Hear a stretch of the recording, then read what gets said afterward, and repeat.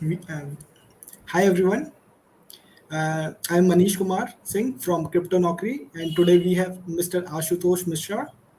And today he talk about Ethereum Solidity development, and he is a former junior blockchain developer at DS Legends uh, and selected as a software developer trainee at Nagaro.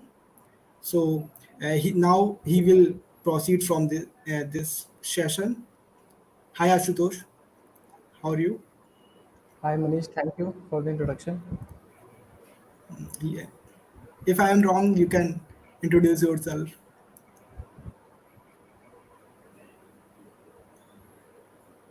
I'll just introduce myself as you introduced. I'm Ashutosh, and I have been as a junior blockchain developer at DS Legends, and currently I studied in Gautam Buddha University. I'm about to enter into my final year, basically in my fourth year of my BTech Computer Science, and regarding the software developer trainee at Nagaro, yes, I've been recently placed there as well, and I have been training myself and working on blockchain development, which involves working on Ethereum blockchain development specifically. So that is, I think, a short brief about myself. Okay, now we can proceed with our exciting session. Absolutely. Yes. So you can share your screen if you want. Okay. Yes, yes, yes. Okay. Okay.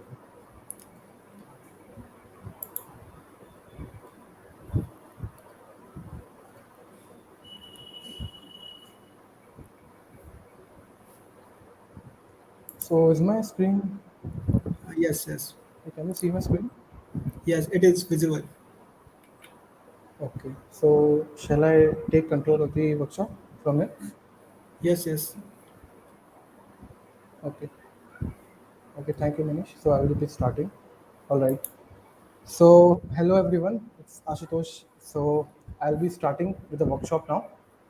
And, starting with the workshop, so the first thing that we all think is if we are here, if you are watching the workshop, then definitely you want to do blockchain development. So, if you are a beginner and you are wondering what you have to do and how you have to approach, what are the steps, like what is the roadmap. So, basically, this is what I feel is like the most accepted roadmap. And when I was in DS Legends, even I entered with a very it wasn't I didn't have much knowledge, I didn't have less knowledge, but yeah. So there also they advise the first step that you have to do is to learn JavaScript. That's like the first step. Okay. So, after we learn JavaScript, there are many resources for that. You can just buy some courses or go to YouTube and, learn JavaScript from there. So after JavaScript, it is very, very important to learn React. See, the thing is that even if you learn all these, even if you just learn Solidity and you are good in making smart contracts, that might be good for you if you have to like work on Ethereum Remix IDE.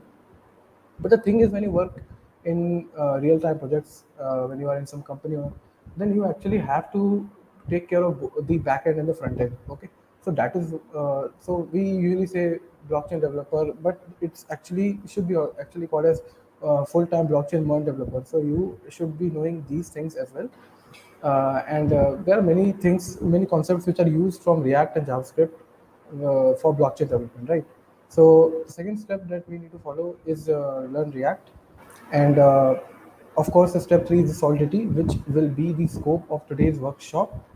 And we will be talking about Solidity today, and the development will go from the very basics. So if there's anyone who is just here to like know, who doesn't have any prior programming language, that's not a problem. I will try my level best to actually take things from very basic to till you can actually make smart contracts on dApps, right? So step five, obviously, that we are going to do today is we are going to develop some dApps, and these are the steps which I think is the most accepted roadmap. So I had put it in this way. All right. Okay. So no, okay. So before starting about blockchain and everything that we are going to do in today's workshop, uh, I'd like to share my experience as a junior blockchain developer at DS Legends. So basically, DS Legends is a Singapore-based fintech company, and they are working on super decentralized applications, metaverse, and everything. So if you just like, okay, so this my screen is here, so I'll just show you. They are working on various projects like this one, Greg Hunt. So this is, I think, not yet released, but you have Greg Hunt, you have Flight NFT. So yeah, so these are the projects that the DS Legends are working on, and they have a very terrific team. So so as a blockchain developer, when you enter in any company, whether you are an intern or I think even in full time, uh, I think what they used to have is they used to have a different team of web developers. Okay, so this is how they divided everything, and I think this is one of the best ways to actually make sure that you are actually standing out with other startups, because there's a lot of startups now who are entering into the web 3.0, and this is going to be a revolution. So they have started pretty good. So they have a different team of web developers, and they have a different team of blockchain developers.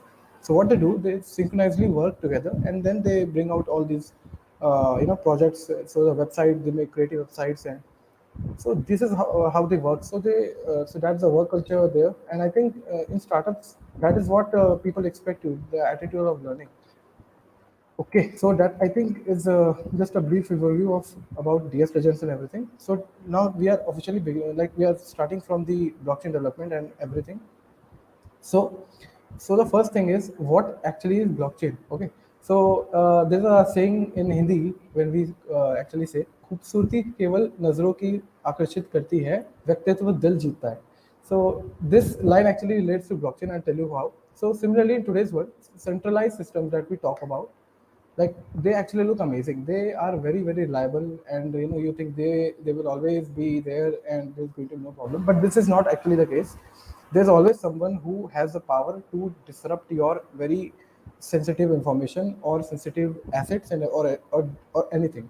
So this is just the khubsuriyat part of the line. So what I say is there's a problem is solved actually by web 3.0 developers. Okay, which actually wins the hearts of businesses, and and this is the why this line relates. Like you don't have to think about whether there is going to be any trust issue. There's nothing going to be a trust issue. Once us information is stored in blockchain, it is always going to be there, and you will always be very very comfortable when it comes to business. So this is why the revolution has just started. About, I think it is not even a revolution, it's already there. So people are in India also, we have a lot of startups who are coming and talking about the average salary and everything. It is very very attractive. So I think to start for blockchain, I think now is one of the best times to start.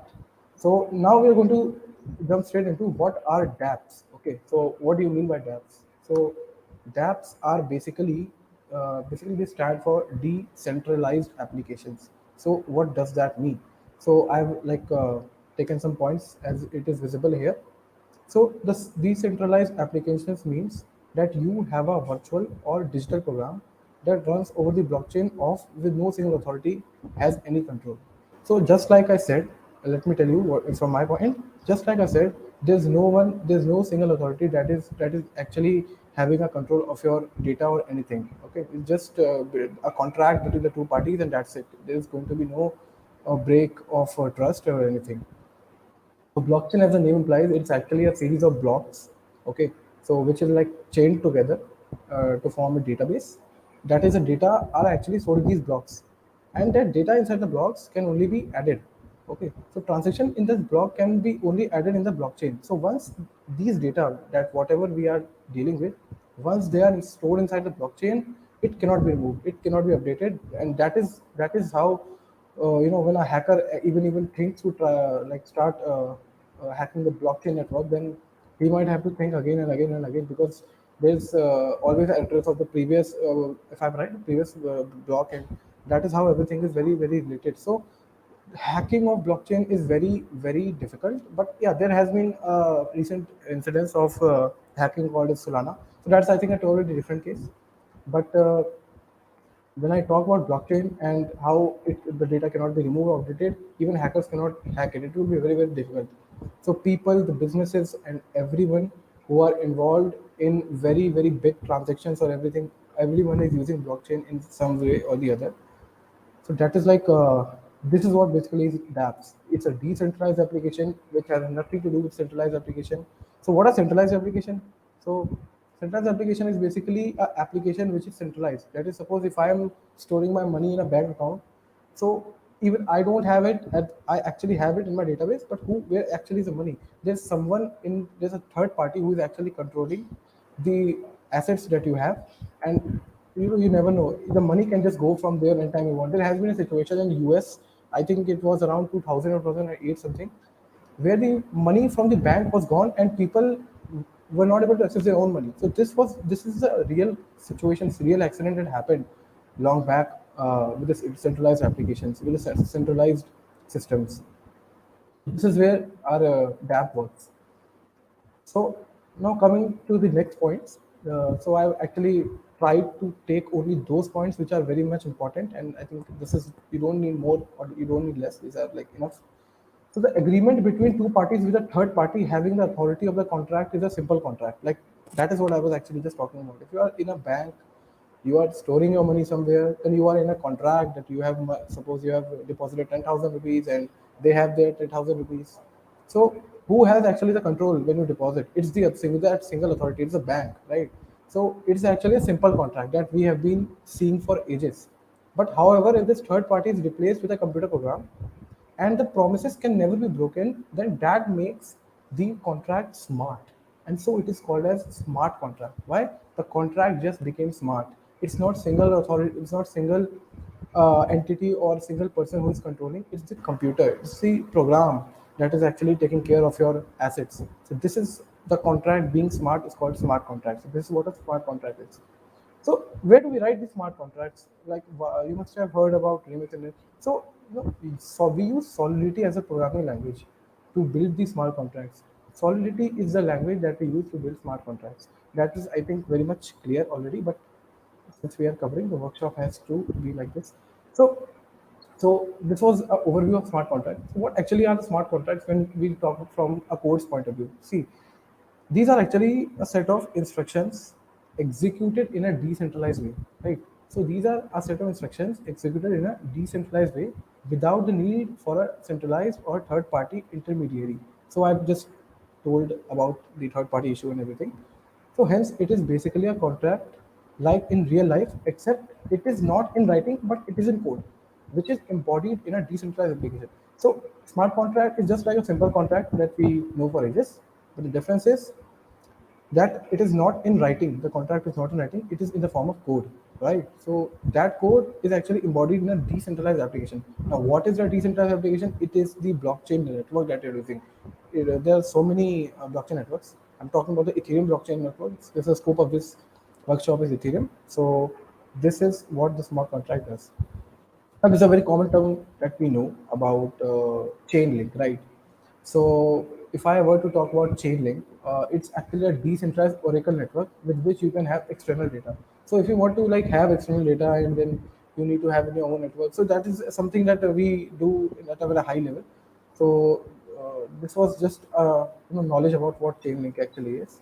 So, this is a very important line which I feel. So, I have highlighted this as well. The app, that is dApp, is equal to decentralized application. And these decentralized applications are actually the decentralized protocols which are followed on these applications. And this is altogether called a smart contract. Hence, it means that we are talking about a smart contract which follows decentralized protocol, and so it is a dApp. So you don't have to worry about any trust issues. Smart contract, see what happens is in real life when we make a smart contract, we deploy in a you know network called as mainnet. So mainnet is what is mainnet. So that is where all the blockchain networks and all these smart contracts are actually deployed. So once the smart contract is deployed in the mainnet, you cannot ever go back to the smart contract and make changes. This is where it separates the pros of centralized and decentralized. So once the smart contract is deployed on the mainnet, it's over. You cannot go back. You cannot change even if it's the developer. It is there and then it is there. You cannot do anything. So that is where you cannot have a cheat. Anyone cheat you like, okay, yeah, we're going to change. You cannot change the terms of the smart contract. If you decide something, smart contract is made, you deploy it on the mainnet, it's over. That will be there for every for till the network actually is present there. So, so we are talking about Web 3.0. So what 3.0? So see, ever since the internet was discovered, we had types of webs. Okay, so what I feel like the first thing that we need to talk about is Web 1, right? Then we need to know Web 2. Then we need to know, obviously, that we are talking about in this workshop Web 3, right?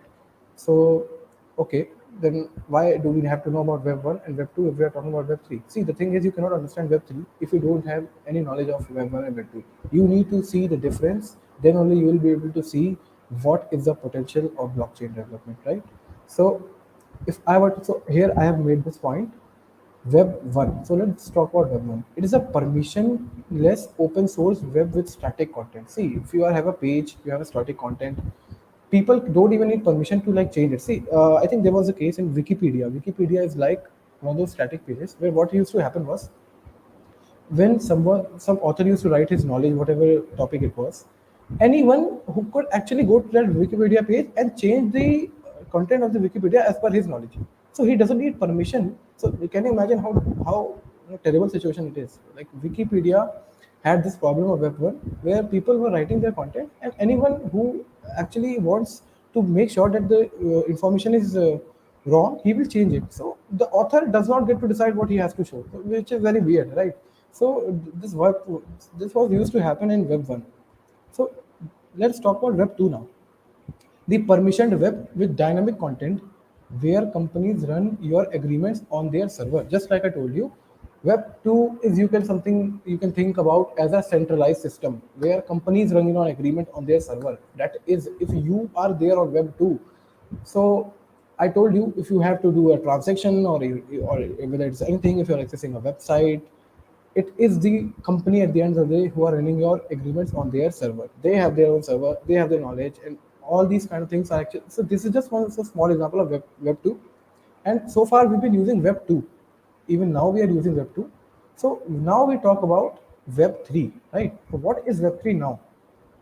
It is a permissionless web with dynamic content where decentralized censorship resistant network run your agreement and code, right? This is the difference. Decentralized censorship resistant networks run your agreement and code. It generally is accompanied by the idea of user owned ecosystems where the protocols you interact with also own a portion of instead of solely being the product. So this basically means, see, in Web 3, in Web 1 we have permissionless. In Web 2 we have the feature of dynamic content, but in Web 3 we have permissionless web with dynamic content. So Web 3 has a lot of additionalities. And I just took a small point and I had put it there just to make sure that Web 3 is clear, Web 2 is clear, Web 1 is clear. And when we deal with Web 3, the things are the networks are decentralized, the censorship is decentralized, your agreement, your code, everything is decentralized, and that is how you proceed. So this is like what I think is important when we need to know about Web 3, Web 1, or Web 2.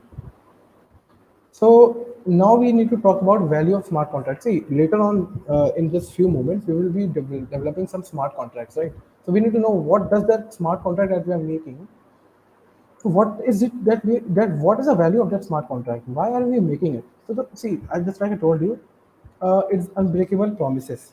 The promises are like unbreakable, and why is it unbreakable? Just like I told you, if you are making a smart contract, right? And after you make a smart contract, you are deploying it on mainnet. Now you have deployed it on mainnet, you cannot actually even think of going back and changing anything since it's deployed.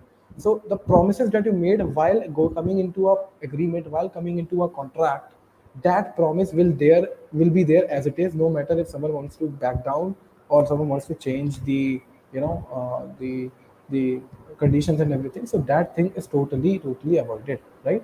So this is what we talk about unbreakable promises. Okay, so another feature of this smart contract that we are going to develop later on is the trust minimized agreement. All right. So what does this trust minimized agreement means? So okay, so think of it as that when something gives rise to a unbreakable trust and agreements, your trust is will always be there. No one can break your trust. No one can break your agreement. That is when the data inside the block is stored. It cannot be modified. I just told you. I think I've referred it many times. It must be very clear. So moving ahead. So the purpose of the smart contract. So I'm just going to quickly tell you what is the purpose. And this will actually, I think with this, it will be very clear why are we using smart contract, what is the Web 3.0, what does the smart contract actually hold. So I think after this, things are going to be very, very clear, right? So suppose you have an agreement with someone, so you know whatever you do in life has to do with the agreements you make, right? Obviously, like see, whatever, even if I am a student, let us say, and I was in first year, so I'm coming into my college, and I asked them, I cleared my exams, and they gave me the branch and everything. So, and I then paid them fee, they gave me the hostel and everything. So I, in a way, was coming in an agreement with them that this is the amount that you have to pay. Okay, I'll pay, and this is something that you get. So everything more, I think altogether 95% of the things in life, they are based on the agreements that you make with someone. So if you are in a situation where 95% of your life is at stake, why not actually make that agreement unbreakable, right? So however, but what used to happen, how the problem with the agreements and contract is that a trust on the other side of the contractor has to be done. So, I've taken an example. Say you deposited some of money of yours in the bank. So there you will have to trust the provider that the money will be safe, and that is a problem with the contracts, as you have to trust someone. You basically have to trust someone. Now we know that some people cannot be trusted. There will always be many. There has been many cases where people don't even think of sometimes they just break their promises and there's going to be all this fight and all. But it's just a generic thing. But you have to trust someone, and see, trusting someone is not difficult, but if it has something to do with your sensitive information, you might have to think about it. So however, that trust could be broken. Say if you go to a bank, that trust could always be broken. So suppose if you go to a bank, I actually earlier in the workshop I told you there was a case in, I think, US, where the money in the bank was not there, right? So if you go to a bank and find out your money isn't there, hence we use smart contracts as they lead to unbreakable promises. So the promises cannot be break. If there is some information, there is a transaction, it will be there forever. And as I said, there has been many cases of banks being hacked, money has been taken out, and I've also pointed it out very clear. While hacking a blockchain network, you cannot even see hack. It's very difficult for a hacker to hack something like that. So it is one of those things. Okay. So I'll just give you a small overview of smart contract. A smart contract, it cannot be altered. It is immutable. So obviously, when we might write smart contract, obviously we are the one who make changes. We can alter it the way we want. Are you talking about that? No, I'm not talking about that. I'm talking about if this smart contract is deployed on minute, you cannot go back and you cannot change it. So this is why it makes it very, very safe.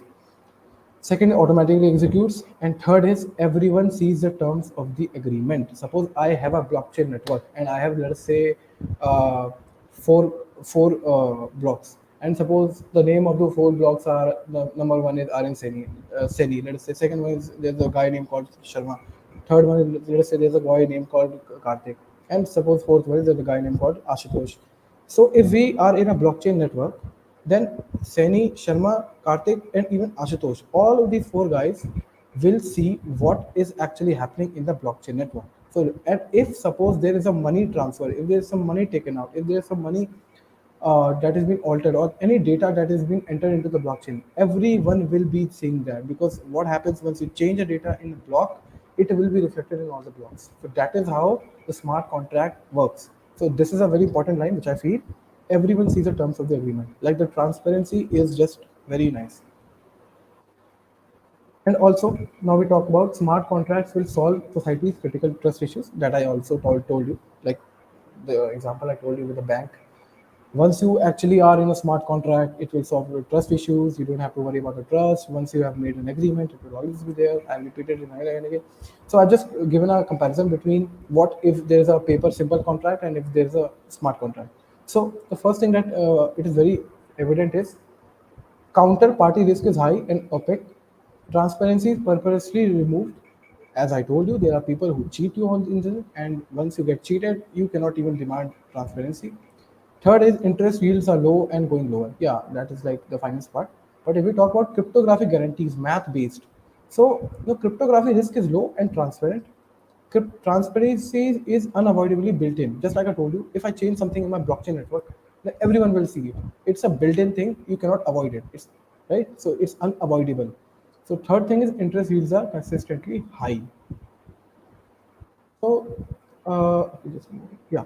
So this is the reason why smart contracts come into play in the market and the businesses. Okay.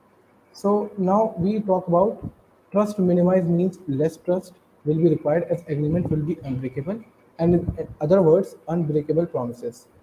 Note that Bitcoin was the first protocol. Which, so we talk about Bitcoin now. So what is actually the Bitcoin? See, Bitcoin was the first protocol which used the blockchain development, and so that is how the cryptocurrencies came into the mainstream market. Otherwise, no one had any like idea. See, blockchain has seen a boom in the last 2 to 3 years, especially when you have people like Elon Musk. They are tweeting about Bitcoin and everything. So that is how it actually became a boom. So that Bitcoin was the first protocol which used the blockchain development, and so that is how the cryptocurrencies came into the mainstream market. And so you can trade Bitcoin in a decentralized way. That is, no single authority or third party has the access. Now we are talking about Ethereum. So Ethereum is a smart contract platform along with the other smart contract platform. The blockchain technology even goes next level in order to make the trust minimized, unbreakable, and transparent contracts which are decentralized. These smart contracts and DApp can access and interact with the real world using decentralized Oracle networks. So about the Chainlink, I told you, I think it is not what I should be have put because that's not our scope. But still, I'll just tell you. Chainlink is a decentralized network that allows us to build hybrid smart contracts. Hybrid smart contracts, what are those? It actually is the combination, the on-chain logic of the blockchain with the off-chain decentralized data and decentralized computation, giving rise to our logic being completely decentralized. And so our data and external computation being completely decentralized, giving us all the features that traditional agreements and traditional contracts are. Basically, I'll just tell you what Chainlink is. See, in real world, the contracts are like what? We know as like there's some contract and we are bound to it. So Chainlink, just like Chainlink gives the smart contracts the feature of traditional agreements that we have in real lifetime. So something like that you can know about Chainlink. Okay, okay, let's do a minute. So now we are talking about something called as cost for deploying smart contracts. See, nothing is free. So even if we like deploy a smart contract on a blockchain network, so it will have to demand some fee. Some fee will be demanded. Now, what is that? It is called as gas. All right. So gas actually refers to the cost necessary to perform a transaction on the network. Miners set the price of gas based on supply and demand for the computational power of the network needed to process smart contracts and other transactions. So this is what I think this is pretty light, and I should have made it dark. But anyways, so I think it's very much clear when we deploy a smart contract or when we perform any functionality on the smart contract, everything has to be charged. So what is that charge? It is a gas fee. Okay. So later on we're going to see the gas fee which are actually which will be funded by something called as Ganache and everything. So everything will be clear once we start implementing things. Okay. So let us start Solidity now. Let us now start Solidity, which I think it's I think all the basics of smart contract and what is blockchain, what is DApp, and why we need it and why we don't need it. Okay, why we need it. So all these things actually I think is pretty much clear. It is very. I think that is the only thing that you need to know, and that is something that you should definitely know when we are talking about blockchain, right? So now let us just start with Solidity. Okay, let's start. So what is Pragma? So I have written it here. See, the first line of Solidity file, when we write the code, the first thing that we will be writing is Pragma. So what is this? It actually indicates the Solidity version that is being used. So it helps ensure compatibility in code files. So we have this is how the implementation works: Pragma, Solidity, and we'll see everything. We'll see everything. Also, what is a contract? See, in after the Pragma, we in the code when we write, we have to define the contract. See, the keyword is used to create a smart contract. Basically, we define and create a smart contract. So if you must be wondering what is it, so we're going to see everything when we get our hands on the code. Okay. Now we are talking about variables. So if you have prior programming language, you must be knowing what variables are. But if you don't, then I'll just quickly tell you. Variables are reserved memory locations to store values. They store values. You may like to store information of various data types like character, white character, integer, floating point, double floating point, boolean, etc., and much more. Based on the data type of a variable, the operating system allocates memory, decides what can be stored in the reserved memory. So examples of variables are integer, string, bool. So don't worry, we are going to see everything. I'm going to start from very basics and we're going to declare variables and everything, right? So what is your address? So it's a variable that holds a 20 byte value representing the size of an Ethereum address. So it could be a So we'll see basically, it's basically a type data type in the Solidity programming language, right? So what is Remix IDE? So Remix is used for the entire journey of smart contract development by users at every knowledge level. So it's basically when we actually write a code in Remix, then it actually deploys the contract in the virtual Ethereum blockchain network.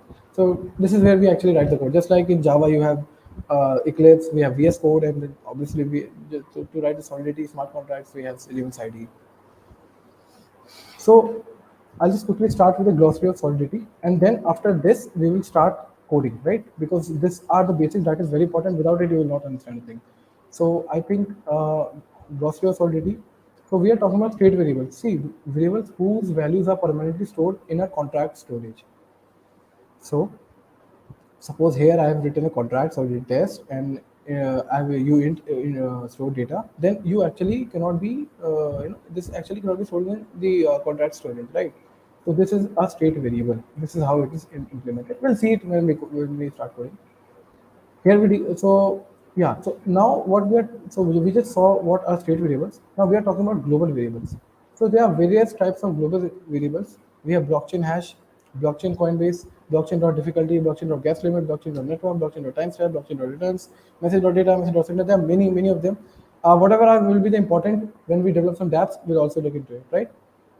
And also we have the, like, what do these actually return, and what is the functionality of these global variables. So this is also like pretty much clear. Yeah, okay. Mapping, this is so much used in the project. This is very important. Okay, so a mapping holds a reference to a value. Below is a syntax. They act as hash tables which consist of key types and corresponding value type pairs. It's basically a key value pair that we talk about. See, if you have studied a little bit about database DBMS, you know that in a database we have a key and a value pair. So that is how you actually access the data, modify the data. Similarly, in mapping as well, we have the key value relationship, and that is how we map the transactions. So we will definitely look into this once we start coding, right? So shortly, and again, I have actually like told you, this is a key. This is the index. We have two columns: index. We have values. These index are the keys, and these values are the values. So suppose I want to go to the key one, which is pointing towards 5/5 index, and its value is like underscore value one. So this is how actually what happens when you write mapping, when you use mapping, right? Constructors very important again. So what is a constructor? So a constructor is an optional function declared with the constructor keyword, which is executed upon contract creation. So constructor functions can be either no public or it can be either internal. So if there is no constructor, the contract will assume the default constructor, right? So what actually happens is when we actually start writing contract constructors. So what happens is when we deploy a smart contract, this function is automatically invoked, or also this function is used to actually define the variables or the states. And we will see everything as we move ahead along with the code. We will definitely see this. Modifiers, these are basically used to add additional functionalities into the our smart contract.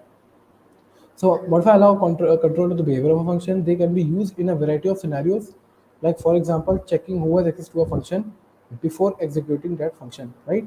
So this is what modifier is. We'll definitely see. So this underscore here, so what actually happens is, suppose I have declared a modifier only owner. So the one who is the owner of the smart contract can only access a function. So I have written a condition: if message dot sender equal to test address, then this underscore means if the above condition is true, then you can go ahead with the other functions. If it is false, then stop. Transaction will be reverted, and your smart contract will stop. Right. So now talking about basics of Solidity, let us take a look from my like handwritten notes. I've also have a handwritten notes. I'll quickly show you, and then we'll after the like just seeing an overview of that, we'll dive straight into the remix to code along and learn. Right. So let's review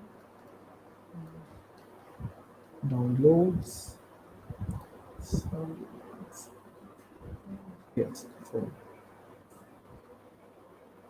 okay, so I just opened the Solidity handwritten notes, and this is, I think, most of the things I've discussed. So, see, if you like, after this, we'll start coding, and after you like finish the coding and the introduction that I've given, this is, you can just keep it as a reference, but most of the things will be covered, right?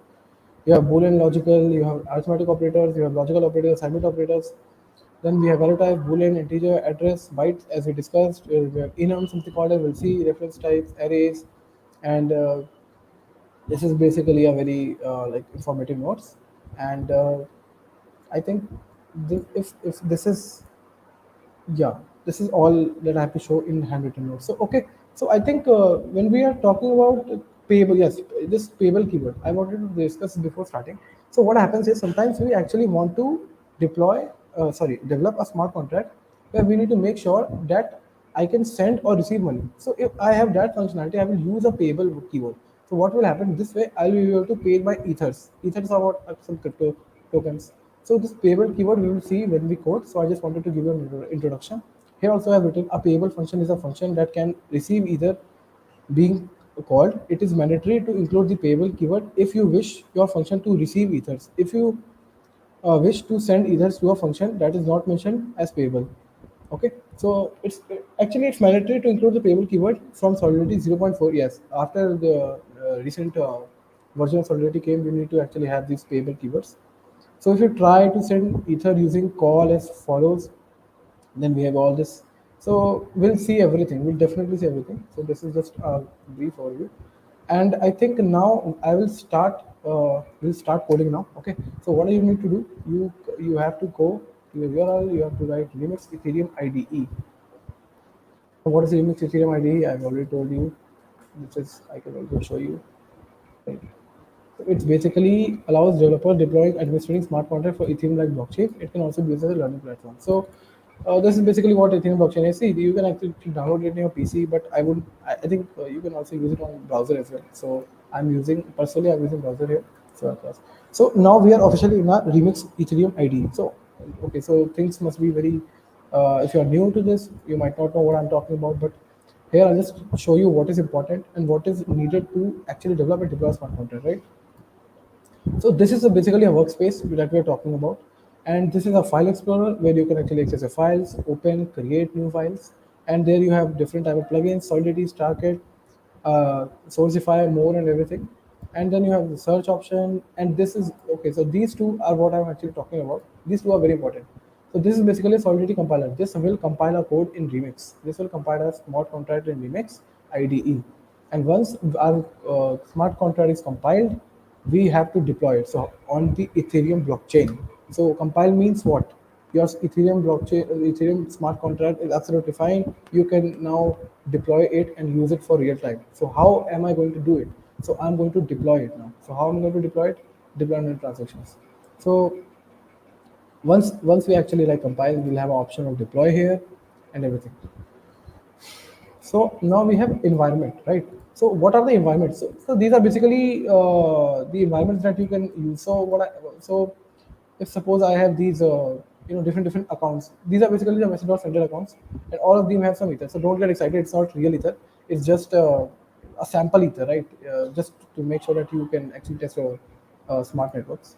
So if I want, let us say, if I've used these ethers for some reason, I've developed so many smart contracts, my ethers are over there. So what you can do, you can just go to the environment and change the environment. That's important. Then you will have fresh accounts with freshly added new 100 ethers each, right?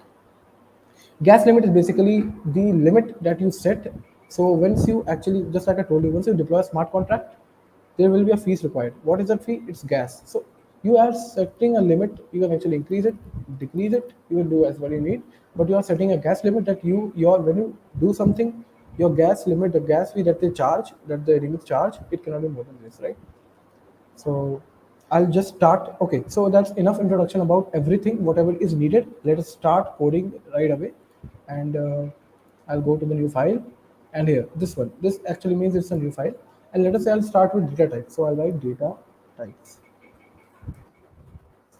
At the end, I have to add an extension which will actually tell the remix that the workshop that the smart contract that you are dealing with, it is to do with the Solidity. So I will write dot sol, right?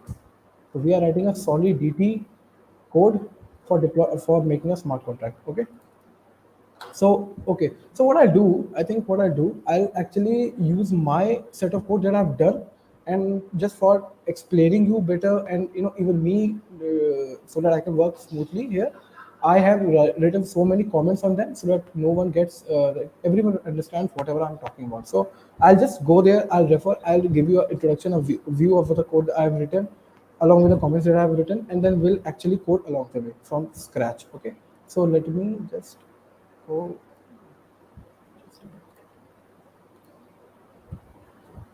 Okay. So we are talking about data types and everything. Okay. So just, yeah. So the first thing, please try to focus here, right? Try to focus here. So the first thing that we are talking about, we have to write, just like I told you, the first line of the solidity will be pragma. Pragma. We have to define the version of solidity. So I'll write pragma solidity, and I will actually put this symbol 0 point, it could be 5, let's say. Okay. Now, what is this symbol? The symbol means the version I'm using, it is either equal to 0.5 or greater than this. So it's always recommended to, like, write this way. And then obviously we have to define the contract, we have to create a contract. So we are making a contract, and let's say the name of is my contract. My contract. We have written my contract, and then obviously we need some parentheses. So these parentheses are basically the blocks of code that are between this only our entire code will be written of smart contract. Okay. So this is just something that you need to take care of. See, if you remove this, then you might come across a lot of errors. So while writing a big lines of code, this is very important to take care of all these parentheses. So we have various data types, as I told you. So we have string, we have int, we have bool, you have int, as I have also defined here for you. Here, yeah. So I have defined here string value equal to you. Now you must be wondering, what is this public? See, this public is basically an access modifier that I'm giving to my type string, so that everyone outside the smart contract can also see and access it. So that is like the intention of it. So I'll just quickly type and code along with you. Okay, so we can write string, and we have to write public. You can actually also avoid public if you don't want. Let's say you want private. So what is private? Private is basically you don't want your code or your any set of code that it cannot be actually accessed outside the smart contract, right? So these are the basics. So I'll just write public because I think that will be much better accepted thing. And let's say I have a number, right? So, sorry. It's a string, so it cannot be a number. It can be, let's say, name. So, so the name can be, let us say, a cat, right? So this is a cat. So we have a string data type, and then we have to talk about int data type. So you must have heard about int and everything. So here, if I write uint, let's say uint num, and I'll make it public for the sake of like clarity. And if it is there, right, then what does this uint mean? So it is basically a unsigned integer, right? Unsigned integer, why? Unsigned integer means you cannot have a number which is negative, you cannot be less than 0. So that's also what I have written here as well. If you can just see, usually in data types as public, and uint basically means unsigned integer can only have positive value. So that is the thing that we talk about. Okay, so we also have something called a uint 256. So it's 256. So you can use this as well because it means it is referring to this many of bytes. And we have also called something called as bool. Okay, so bool public is real. So so if I'm talking about u public is real, then it can be the true or it can be false, right? It can be anything based upon what is the need. So u public is actually true, so it actually returns true or false. It's just like a boolean data that we talk about. So this is all about data types. Now we will be talking about enums. Okay, so I will quickly create a smart contract. I will write enum, and then I will write sol, right? So what do we have to do when we actually make a smart contract? First thing that we have to do, we have to write pragma. We have to define the version of solidity that we're using. Let's say 0.5. Then we have to define the contract for creating a contract, and then it can be my enum. Let's see. Yes. All right. Okay. So what is enum?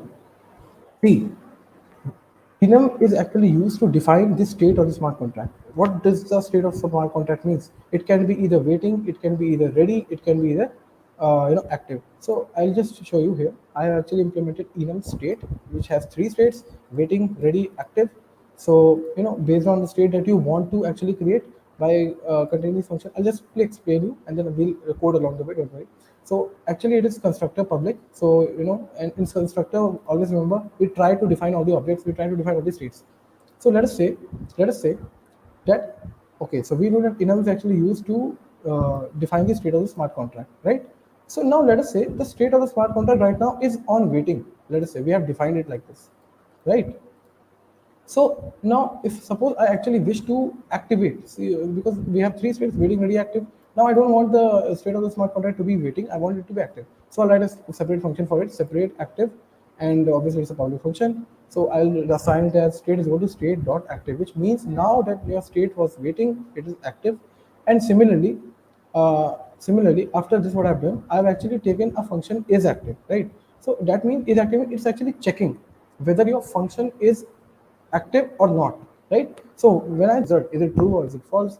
So I have taken is a public view means that I need to actually see what I have got, whether it's true or false. It will be a public, and then returns is because it will return a boolean type value, right? So it's going to be return state is equal to state dot active. That means return is what? So okay, so it's very important in Solidity. When we use return, it means we are actually giving it a condition, right? So the condition is what? If this condition is true, then only you can actually move ahead. So if this condition is true, state equal to state dot active, then that means what? That means that your smart contracts status is active. But if it is not, if this condition state equal to state dot active is not true, then it will return false. So I'll just then we can just start coding along the way, and we will start doing. Let's say we have to yeah, we have to define we are waiting. Waiting, you have waiting, you have active, you have second. This is yeah. Now it's perfect for me. You have waiting, you have ready.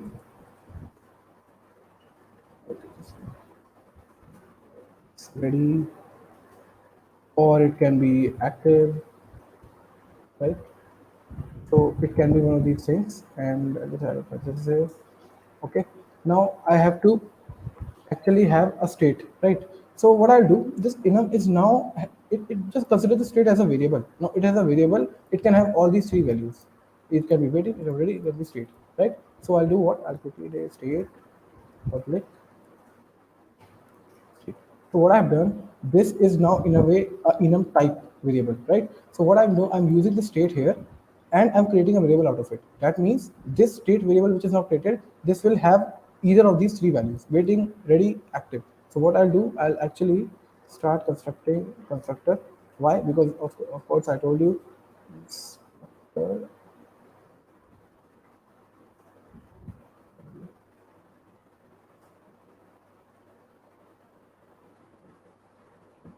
Okay. Constructor, in constructor, what do? We always define the objects. What is my object? What is the state? This right here. So I have to define. So suppose I want my contract that its state right now, initially, as of now, is active, is let's say it is waiting. Okay, the state is equal to state dot waiting. So I have assigned this as the state of the smart contract is as waiting. Similarly, now I need to check whether, now let us say the state is now waiting. I've made it as waiting. Now let's have to check is whether this state is active or not. So I'll just write a function activate. Okay, and then quickly I'm going to write. So state is equal to state uh, state in a this is not active.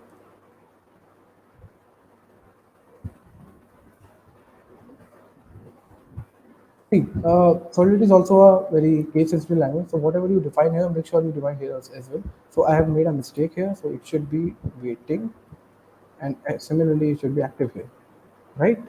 So if if I have to activate, then it will be state.active. So we'll see how it works, right? So because this is a very first one, so it's taking a little bit of time, and then I have to talk about whether is it active or not, and then I have to do public. It will be public. I have to make it view, and then it will return something, and it will be a boolean type, whether it is true or false or anything like that. So return state is equal to it will be state dot active, and then this is how it works. Okay. So now what I have done, I can now see we have written a smart contract where we have to actually think of what is the state of the smart contract. So let us say I've defined the originally I've defined the state of smart contract as state dot waiting. So my status is waiting. Now if I have to make sure that okay it is waiting, so now I have to make it into activate. So I'll activate it. Why? By clicking on a function. Similarly, if I want to check whether smart contract is active or not, then I will use this function, which I have defined it and I have explained it. Okay. So what I will do once my smart contract is written, I will go to this one, right? And I will. So this is basically the compiler version which I have told you. So right now, as of now, don't change it. So just click on compile enum.source. Okay. So this gives me a problem. Wait a minute, let me see what the problem is. And space exactly.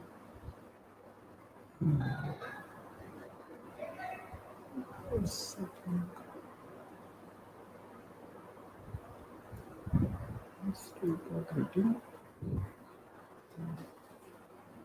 Function variable function declaration. Okay, just a minute. I will. So okay, so it doesn't matter. I think if you have understood the code, that's fine because we are going to use it in the dApps later. So I'll quickly see because I think I shouldn't waste my time. Mention so let me try this.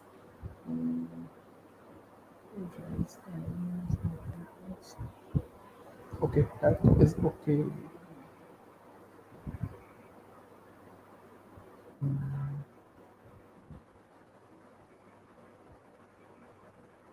Okay. So I think the scope of mine was to like clear what enum is. So we'll just move forward. Okay. We'll see if this why it's not working, but we'll just move forward. Okay. So what are we going to now learn? We are going to learn about structure, right? So I will also write a new file. I'll write struct. So, okay. So first, so obviously when you're writing smart contract, you have to define what Solidity version you're using. So you use Solidity, and then it will be let's say 0.5. Okay. And then I have to create a contract, and the contract will be my contract, right? Okay. So this is how we are going, and okay. So what are structures? So basically, structures are actually used to define the type of entity that you are using. So let us say I have a structure. Entity could be anything. It could be me. It could be you. So let us say I'm a person. So I have to define that. So I will write that struct. Struct is a keyword. So make sure you use it accordingly. So struct, let us say person. It is a person. Okay, so if you want more knowledge about struct, I have also given it here. So a struct is used to add features and details for an entity, right? So I will quickly, and then what I have done, I've actually used this feature and details, and I will actually. So what are the features of a person? First name, last name, ID, or something like this, right? So what I will do, I will make a struct name person. It will have a parenthesis, and I will actually define its features. So what it could be first name, then this will be last name, and then okay. So now since we have defined a struct, now let us say I want to add people with the first name and last name. So what I will do, I will make an array. So what actually happens is I will actually make an array. So usually after struct we actually define an array, and the name of the array will actually be, so the type of the array will actually be similar to the struct that we have made. So it will be person, and I will have public and the name of people, right? So this is not array that I have made, and as we add people, so what we will do, we will actually add a function. We will actually create a function which will enable us to add persons, right? So these will be actually added in this array. So what I have to do, I have to take, let's say, the arrays is defined, the structure is defined. And now, see, also I want to tell you one thing. When we are talking about solidity, we cannot actually define the size of the array. That is something that you cannot do. So when we are dealing with array, we can actually use something called as a counter variable, which we can actually keep a track of how many things are there in array. So I can just define it. So if I have to divide, it could be u int, let's leave it public, and then it will be people count, right? This is what I've done here as well in my code, and this is what I've done while actually executing with you people as well. So this is what I've done. So I think in my comments also I wrote this, and this is used to declare count variables here, name of structure and it shall be same. I've told you everything about that, right? So this is what you have done. I have actually taken a people count, and this will actually keep a track of the size of my array, right? Now what I have to do, see, one of the most important things when we are talking about function, we are creating a function solidity. So when we need to add a person's first name or last name, we need to create a function where we can actually enter the details of a person. So what I do, I create a function for it. And you'll see how this function actually works. So add, let us say, person. See, when we are talking about the name of the function, let us try to keep it camel case. What does camel case means? First letter of this word will be in small letter and the next word will be in capital letter. So it's actually a good coding practice that we do usually. So it will be string, and then it will be yeah, string, and let's say the first name we are talking about. So let's say first name, right? And then similarly we have to take input the of last name, so it will be last name, and it will be all be of string type. So since it will be all be of string type, so we have to take care of that as well, right? And we need to make sure that it's function is public, so I'll write it as public. Okay. Now now now since I will add the first name and last name, where will this go? So just like I told you, I made an array for that. Why I made an array for that? I might, in my smart contract, I might add multiple people. So when I add multiple people, I need to have a collection of data. What is it? That is array. So we have to push these entered value into the array. So what I'll do, I'll quickly push these things in array. So people, so this is a people, as the name of the, as you can see, the name of the array is people. Now on this array we are pushing. So it will be push dot push function. We use push function, and what is it that we are pushing? We are pushing person who have the first name and the last name. I'll quickly show you. That is exactly what I did with some more comments. It will be much clearer. So if I have to like do it, then yeah, making an add person feature, and then we are pushing person as defined in struct in array people, right? That is what we are doing. So okay, wait a minute. It's better if I do this, because that is a practice I've done. So it will be better if you don't confuse. So you have this basically, it's basically the same thing. You have to add the persons. Where will be added? It will be added to the array, right? So now since it has been added to the array, now, since the array has, so we actually cannot keep a track of the size of the array, right? We can actually keep a track of size of the array. We cannot define the size of the array. So I will keep. So now that persons are adding, we have to increase the count of the count variable that we defined, so that we can track the size of the array. So it will be people's count plus is equal to 1. So if first person added, the count will be 1. If second person added, the count will be 2. And similarly, this will actually keep happening. Okay. So just a minute. Yeah. So I will just write it as compile. So so it has compiled successfully. So this is what I was talking about. This is where you have to compile. So you have to click on compile struct.sol, and then you have to go to this deployed and run transactions, right? So once the smart contract is ready, you have to deploy it. Where you have to deploy it? You have to deploy it on Ethereum blockchain, right? So okay, so this is what we're doing now. We will actually click on this deploy feature. So what will happen once we click on the deploy? Now I would like to show you, this is very important.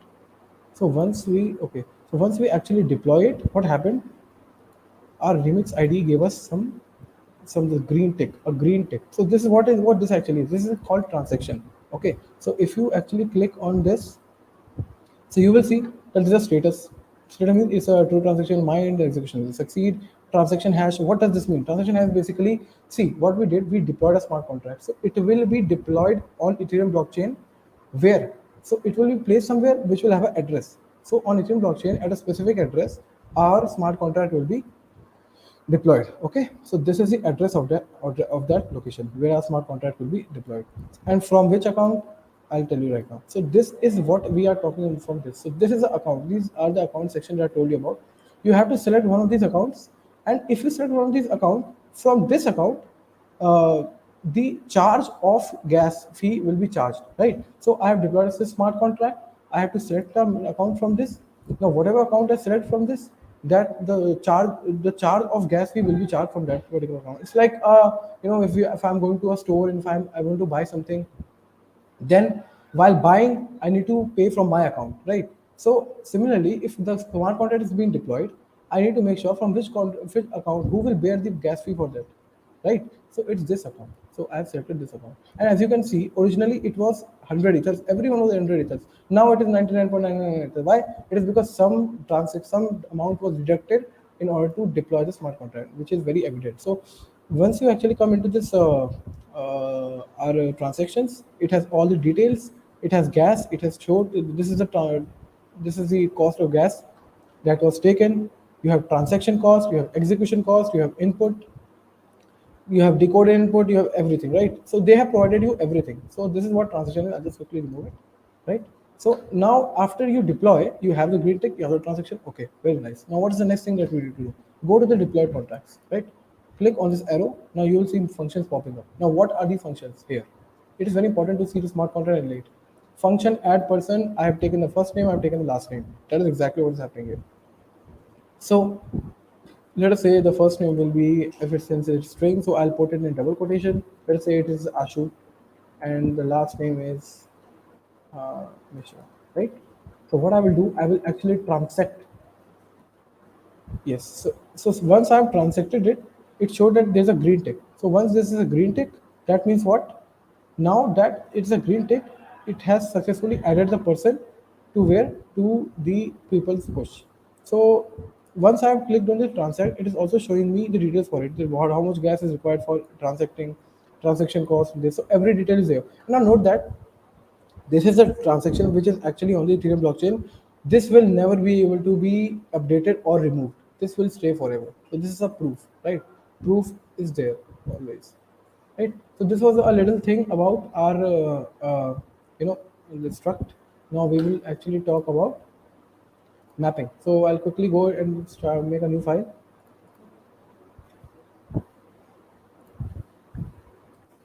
Mapping dot. So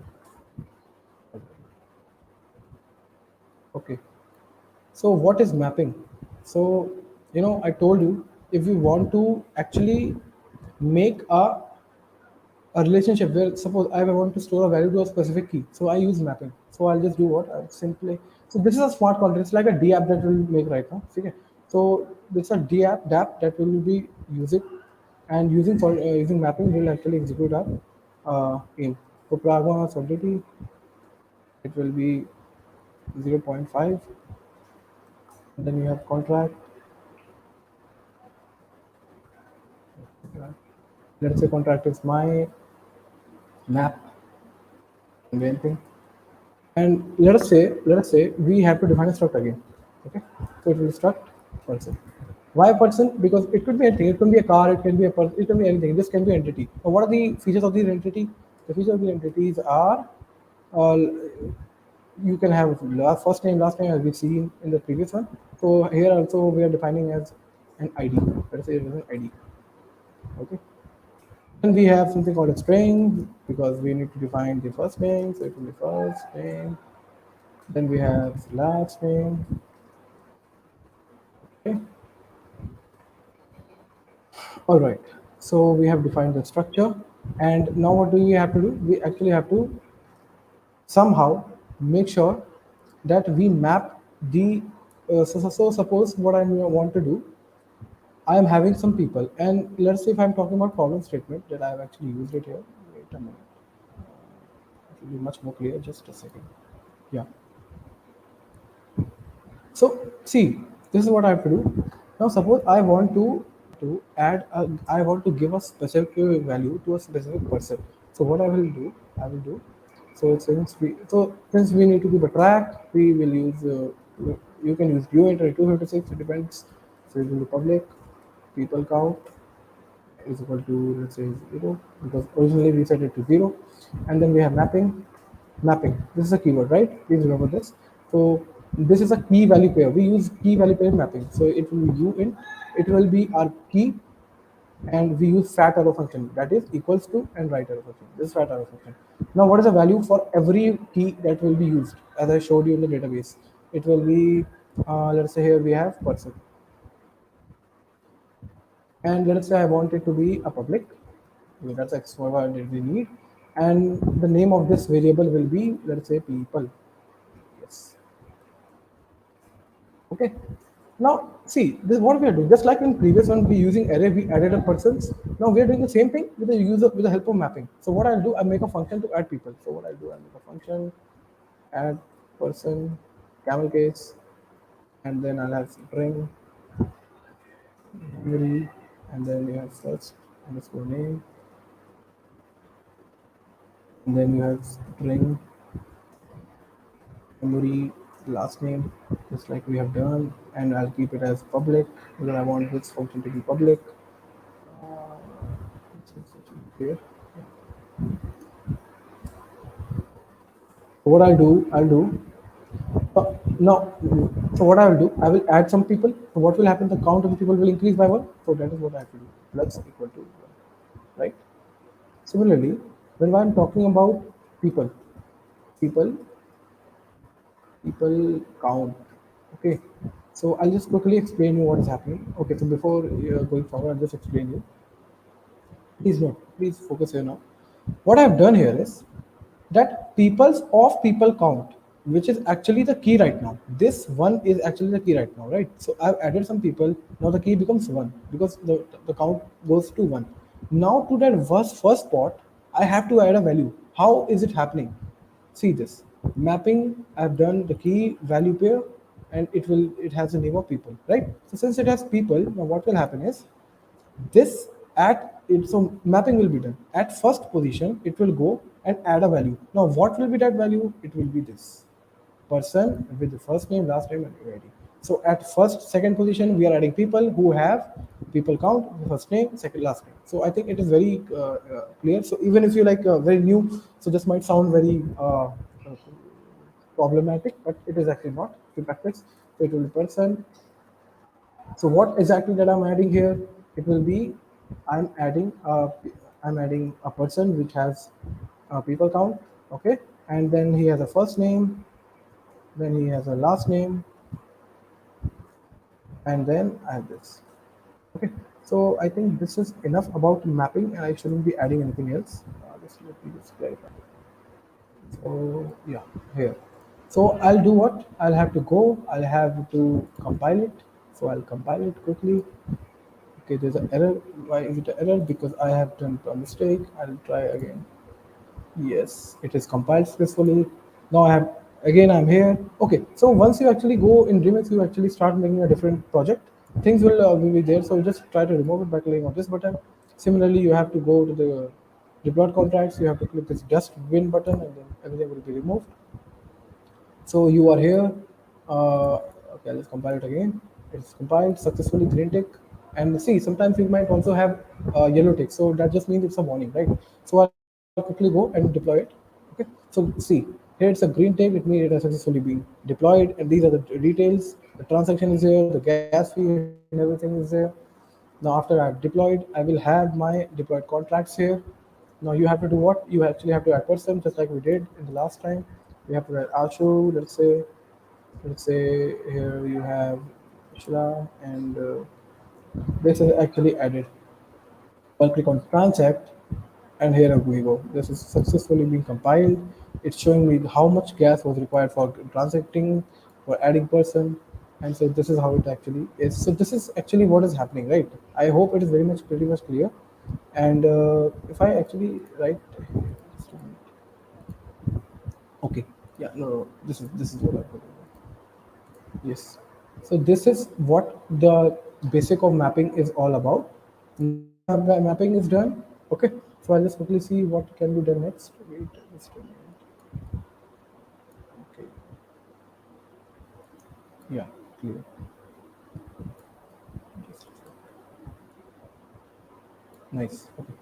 So now we have to use modifier, and then after modifier, we'll develop some dApps, real-time dApps. Okay. So modifier is also very important, very much, very, very important. So I'll quickly go to the new file, and where it is.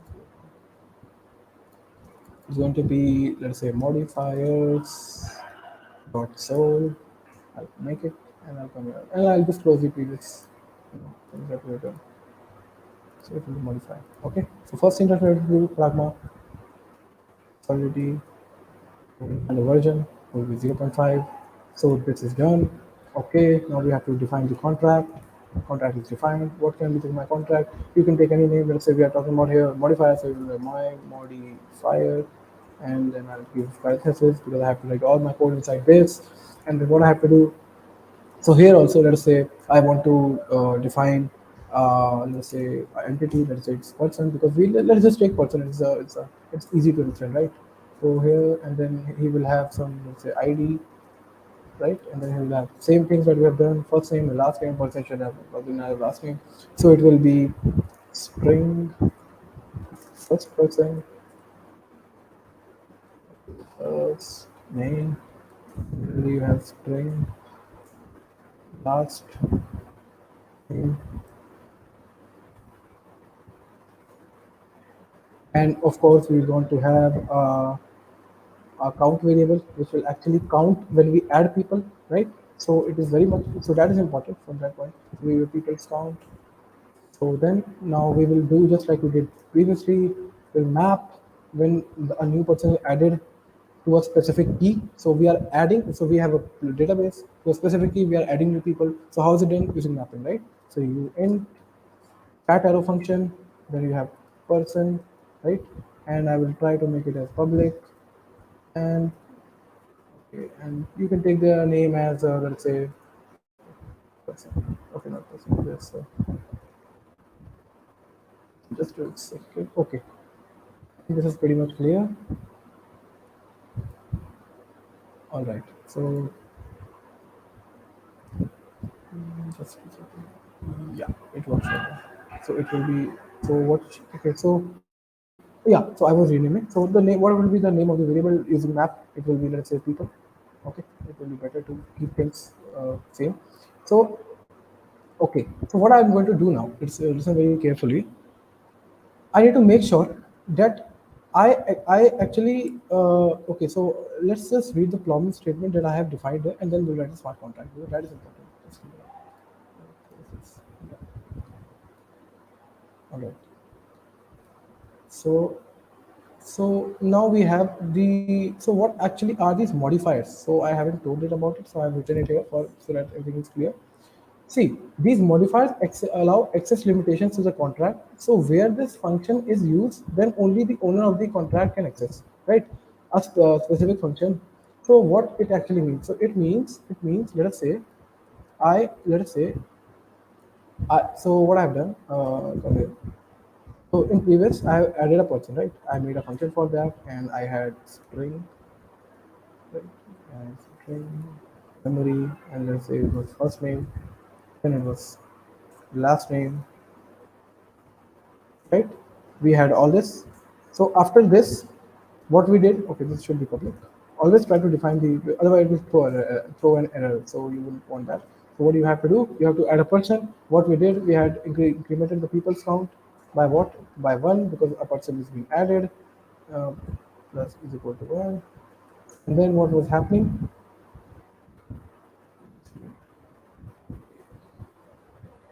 So yeah, so we, okay, so the person is added. We have to map it to that key with the specific person. So what I will do, I will write people. It will be people count, and what will be the value on that specific key that will be added? It will be a person with his, you know, it will be a person with his first name or last name and everything. So it will be people's count, let's say, because that is where he will be going. So people's count. He will have first name. He will have last name. So this is all done, I guess. and we have successfully added. Now you must be thinking, what did you do different here? So I'll show you what difference will be there here. We will use modifiers. Why will we use modifier? I want, say, suppose I want to have some functionality in smart contract. Sometimes you need it. Suppose I want to make sure only this function is accessible by the owner only. Who is the owner? Message dot sender, who is creating the smart contract, and no one else. So what I'll do, I will actually quickly, if you see here, I have defined a modifier only owner, which I have, then I have my condition, and then I have defined the owner. So what I have done, I made a modifier only owner, but the name only owner, and I made a put a condition that the message dot sender. So what is message dot sender?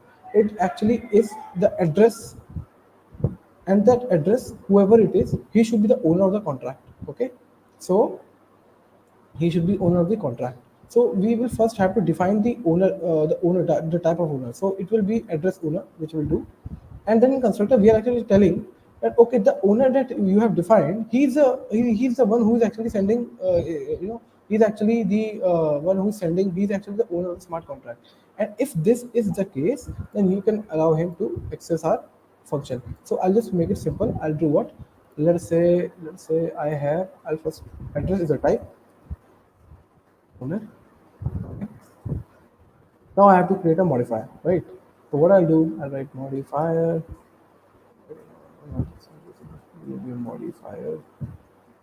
modifier, and let's say only owner, will be only owner. Okay, I wanted to show you something. Uh, Modifier only owner. Yes, yeah. So what exit that you are actually going to use? So we'll just write parenthesis. This is the syntax. Please make sure that you remember this. Then we have to do put a condition, that on what condition will this modifier work. So let us say if I have the sender, message dot sender, he should be equal to the owner. Now, who is the owner? I don't know who's the owner. This one, I have defined it.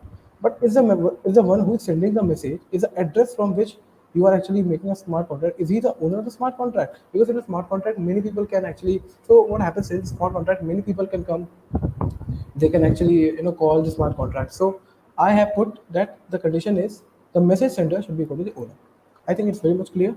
Okay, so is he actually equal to the clear in reality? So we have to define it, whether the owner is a smart contract or it's not a smart contract. So where do we define it? Just like I told you, we go to the constructor.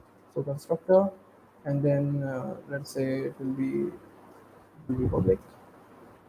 Then we go like this, and then you have owner is equal to message dot sender. So this is what we have done. Now what have we done? We have defined that the owner that we have defined here, address owner here in this part of code, this actually, he actually is the message dot sender. He is the one who is sending the contract. He is the one who is the owner. So the one who is actually calling the smart contract is the owner of the smart contract. So that means once I actually check this function, this modifier. Okay, so after this, when you actually define a modifier, you have to type underscore and then semicolon, right? So what is this semicolon? This semicolon means that if this condition is true, then you can go ahead with the function that you actually wish to access. If the condition is false, the semicolon will say you have to revert the transaction, you have to stop everything. So okay, the condition is true because I have defined the owner as message.sender. Now I can go to the function, but how is the function going to know that he has to be accessed by this condition only? You have to define the name of the modifier here. Only owner. Okay, like this. So I'll just keep it a view. Yeah, like this. So there's no problem. So we will try compiling it. We will go there, go here, compile. Okay, there's a problem. There's a problem. Let's see what the problem is. Let me check from the code that I had written. Let's not waste any more time. Okay. Where is it? Only owner. Okay. I think there's some problem with just a second. I didn't put it here, right? Why?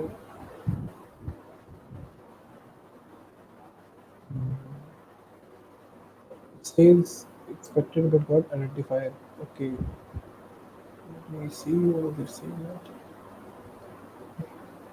Mm, I think everything is clear here, and expected to identify. Let me see. Okay, so check. Require message dot sender has to be, everything is correct. It's a mistake. So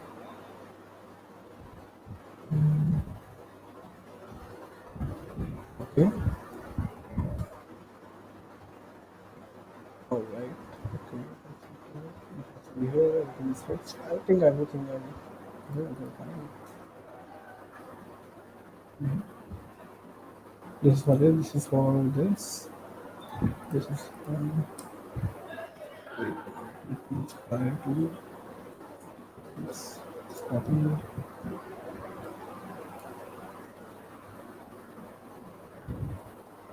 Mm.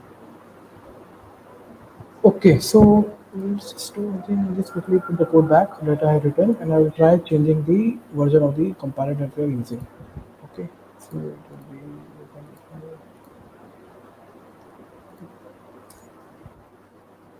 let's go with 8.4.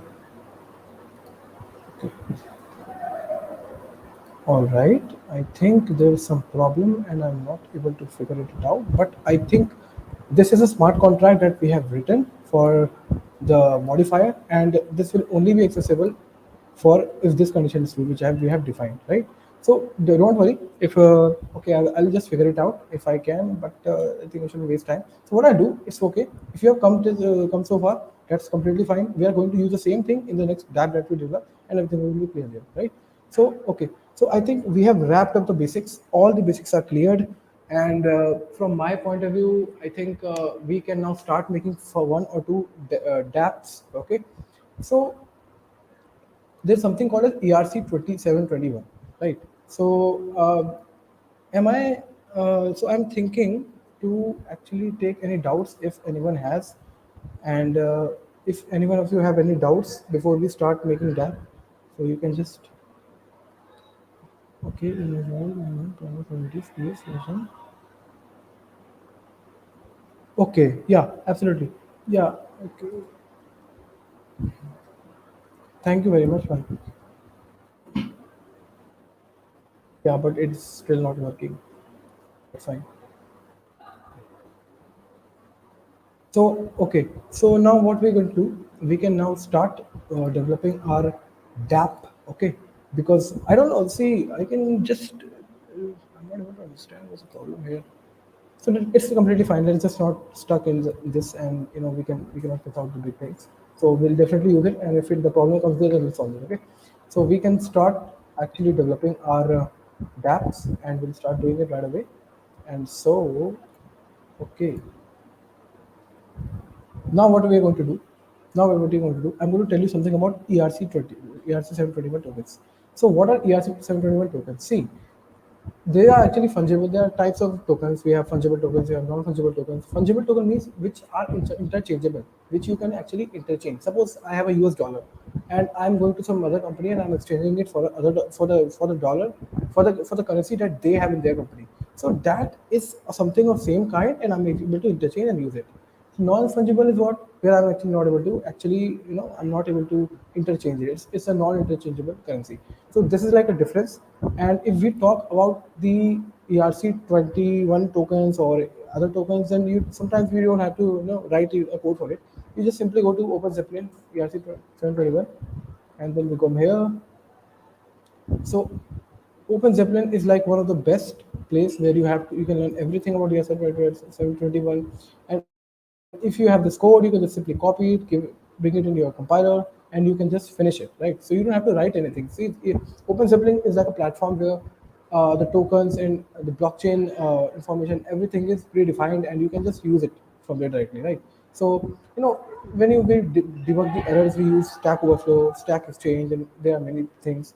Even Open Zeppelin also offers all this. So this was it, and I'll just show you a quick functionality of the remix if I have to add. So suppose if I go there, and if I have to add a file, let us say this, and if I click on Open Zeppelin ERC 721 token, so this token is basically actually telling me that you without even going to Open Zeppelin, since it's so much use, you can actually press on OK, and you have made your own 720 ERC 21 token without even writing anything. So everything is defined in Remix as well. You have it here, Web3, everything is here, as you can see, right? So this was just a basic, and I'll just delete it. Okay, thank you. So I think we're done with the basics. Now let us just develop a dApp, right? Which is very important. Developing is what we need to do. That should be the focus. And let us just start doing it, right? And let us say, okay, so now we'll have a problem statement. Okay, so what are the problems? What is the problem statement? Let us say I have a grandfather. I mean not mine, but in general, there's some grandfather and there's a family. And if a father passes away, if he has died, then then his assets, his money, it has to be transferred to the grandchildren or great grandchildren. So that is basically what we have to create. So when you actually transfer the grandfather's money, it has to be in the form of crypto token. It can be ethers and anything or anything like that, right? So we'll make a smart contract which will check if the grandfather has died, then we need to transfer the crypto token to the grandchildren. Now every grandchildren will have a different wallet address. Every grandchildren will have a different money. So what we have to do, we have to actually make sure that we have the wallet address to which we can send. So we will definitely quickly start developing that. And okay, so what we're going to do, we're going to go and make a new file. Okay, just a second. We're going to make a new file. Let's say we have grand.sol dap. So we are going to develop our very first dap application from scratch. Okay, so we are going to write pragma solidity, right? Pragma solidity, and then we are going to go 0.5. Let us say this is the version that you're using. So what you have to do, you have to define the contract. As I've told you, you have to, let's say it's my grandfather, my grandfather. So you have the grandfather here, then you have to go this, and then what are the things that you need to define? So see, only the owner of the smart contract can actually send the money. So who's the owner? Right now, think of the owner as a grandfather. So if grandfather dies, then becomes the owner? Grandfather is no longer there. Is no longer there. So make sure to understand it like the owner this time becomes the bank, right? So bank has the authority. So what I will do, I will address owner, right? The owner will be have some address type. Then you have the fortune, okay, the fortune of the grandfather, and so this is the money that will actually be transferred. So I have actually written the comments. As you can see, I will give you an overview and then we'll code along, right? So this will be very fun. We can just start. So bull disease. So what does this mean? This actually means if the grandfather has gone, he's died, there's a sad day, then it will actually give us a true or false, and based on that, we'll have to do some calculations and we'll get the answer.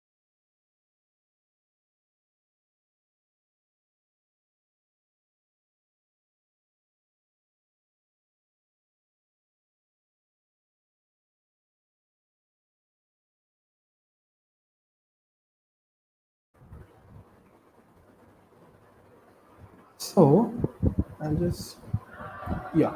So okay. So what is this payable? See, I have to define. So what when I actually deploy the smart contract, and we are seeing when we were decompiling, we want that it becomes payable. We want to allocate some funds, right? So if I want to allocate some funds, or if I want to send the money or receive the money, I have to use the payable keyword. So what I'm going to do, I'm gonna now define all these objects. So what are, let's say owner. Owner is equal to message.sender, as I told you. So the owner who is actually there, he is the one who is sending or calling a smart contract. Okay. So then we have the fortune. Fortune is what? It is equal to message dot value. Now you must be wondering what is message dot value. It basically means how much ether is present, how much ether is will be used. So this is what fortune means. Okay. Yeah. Now we're talking about disease. Okay. Has what is the disease? Let us say false. Let us say grandfather hasn't died yet and he's alive, right?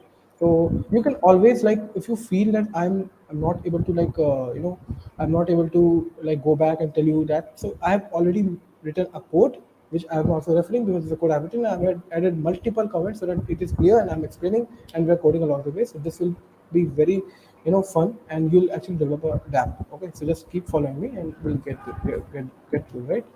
So okay, I've defined everything. So what do I have to do? Let us say I'll create a modifier. No. See, modifiers we can actually add at last because these are the functionalities that we have to add on. So if we want, we can add, but that's not what we need right now. So what do we have to do? We need to okay. So let's just add modifier. Why wait? It will be modifier, and let's say only owner, right?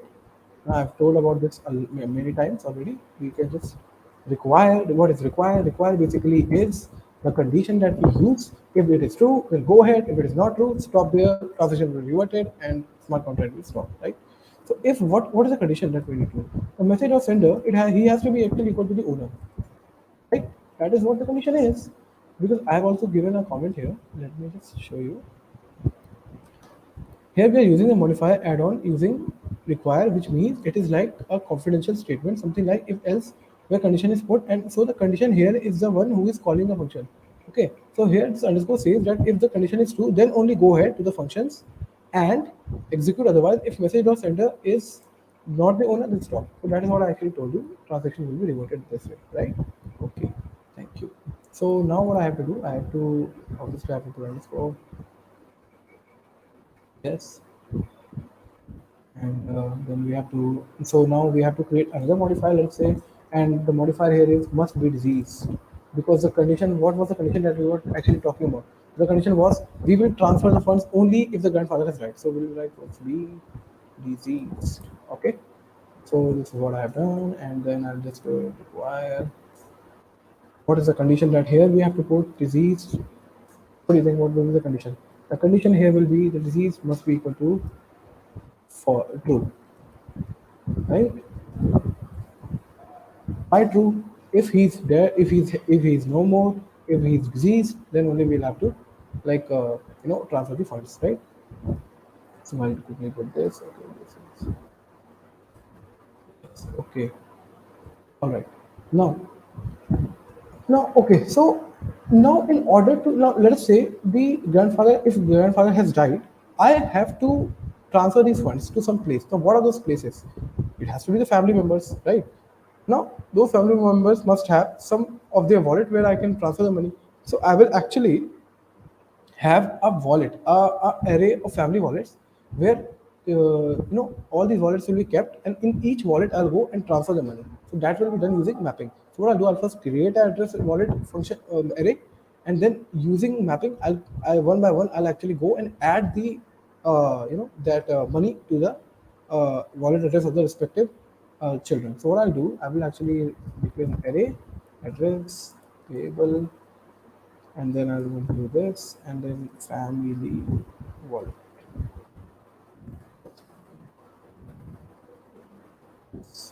So here also I have defined it for you so that you can. I'm trying to make sure that everything is clear. So I've written so many comments. So here we are using this modifier add-on. So yeah, now here we need the list of wallet address. So the type will be address and array, just like I told you.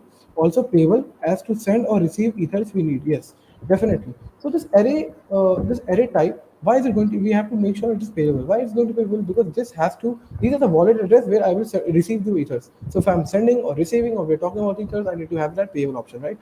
So I have to make sure that I'm able to pay everyone. What I'll do, I'll go to the family wallets, and then I will actually perform mapping, just like I told you. So it will be mapping, and then it will be on the specific addresses. Okay, the addresses.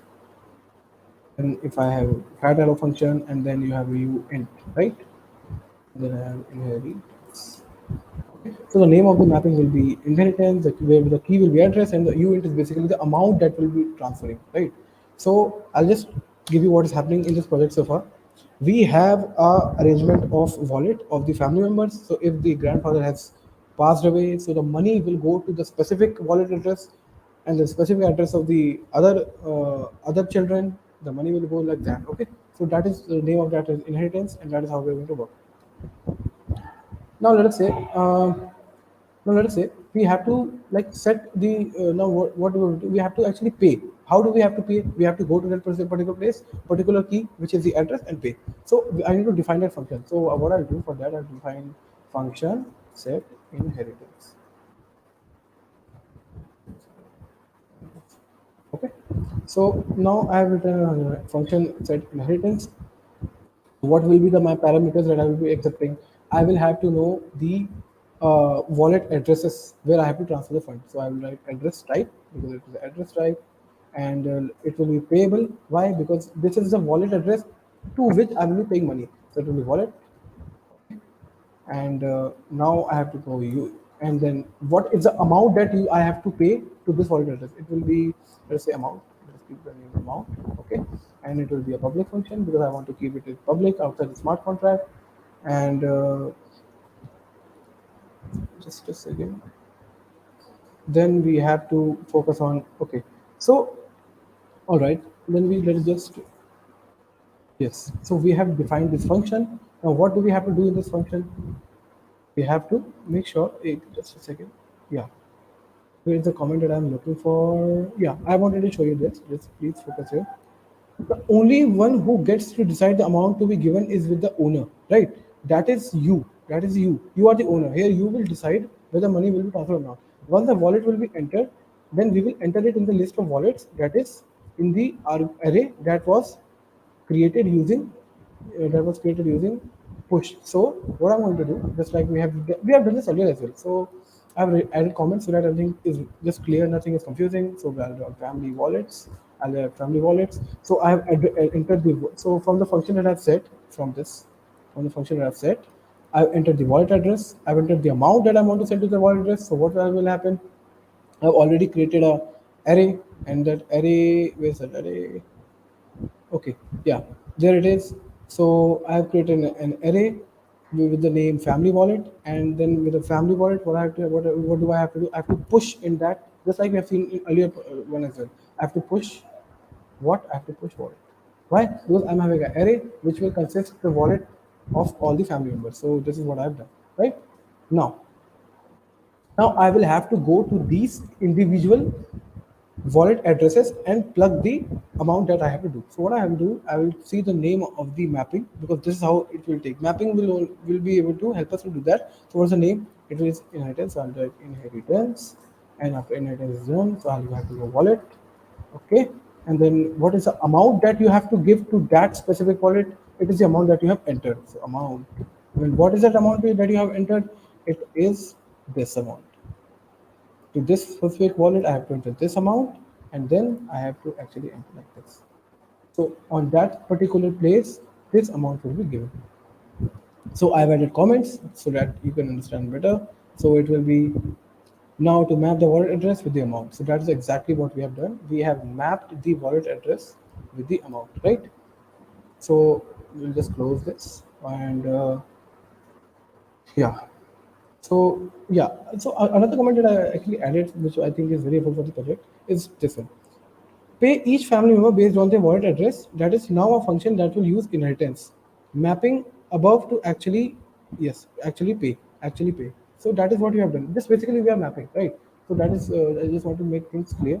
There should be nothing which is left unturned. Okay. So now we are talking about payout. So we haven't actually done any transaction as of now. We have only set if the transaction occurs, this is how this set inheritance. This is how it should be done. So let's just start paying out, right? So let's say I'm creating a function payout. Yeah. Okay. This is a function payout. Now, now see, I will keep. Let's say I want to keep it as private. Let's say, and it has to be must be diseased. It has to be must be diseased. Now, why must be diseased? Why would I pay if the grandfather hasn't died? That is not what I have to do. I have this is one of the basic conditions of the smart contract. You have to develop smart contract in a way. If this grandfather has died, then transfer the money to the granddaughters and grandsons. Okay, so it will be in this manner. We'll write UN I. Now why? So yeah. So why have we done this? Why have we like? Why have all of a sudden we have done this? Because I will have to go to indiv. So what happens? I have an array. In array, I have all the addresses of the grandsons and childrens. So what I have to do? I have to traverse to that array, and one by one, if the grandfather has died, I will allocate the money to each one of them. So that is where I have to use for loop in order to traverse the array. So I will use for let's say I declared I is here, so I is equal to 0 because the indexing of the array starts from 0, and you have I is less than family wallets dot length, because remember in order to find the length of the array we have the function dot length, and will keep incrementing after giving the values. Okay. Okay, so this is what we have done. So since now we are now we are traversing, now we are the first position. So what we have to do, we have to transfer the funds. How are we going to how are we going to transfer the funds? We have to write family wallets of I. Then we have to do what? We have to transfer on that particular place. We have to transfer. So we are at the first position. Now we have to do what? We have to transfer. Okay, transfer what? You have to transfer what? Remember, you have to transfer the money. And how is it going to be done? Using inheritance map. How are you going to transfer the money to that particular address? It is going to be done with the help of mapping, right? To that place, specific amount, specific money will transferred. You have to do using mapping. So I'm at the first position as of now. I have to transfer what? Money.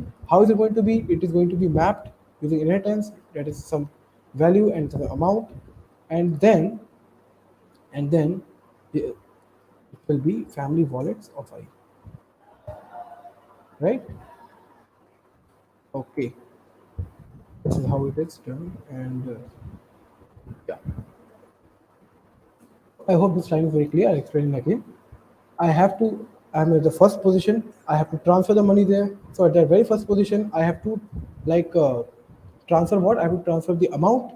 So how am I going to transfer the amount? It's going to be through mapping. What is the name of the mapping? It is inheritance. Where is it? Where is it? Where is it? Here. So I'm going to that address and I'm transferring some amount, which is UINT. So, and where family of I, right? So I think this is very much pretty clear, and now we are going to go and do this. So it's a, okay. Now if you remember, has the grandfather actually died? No, not yet. Why? Because when you look at the constructor, we have defined it, disease is equal to false. So this is something which will actually absolutely fail like if we deploy it. So now we have to make sure that he is actually diseased, right? So what I'll do, I'll make a function for that so that the payout can be done. So I'll make a function for that. Hence, disease, diseased, and let's say it will be this. It will be public. It will be only owner, and now in this function I have to do what? If his disease is equal to true, a sad day has come, he has died, so what will happen? Payout. Why? This function, we have to call this function. If he has died, we have to call this function. Why? He will go to the one by one and transfer the funds. So this will happen. So this function will happen only when this condition is true. So I'll just call this function here. So pay out here, and okay. So what are these? Wait a minute. I haven't done anything.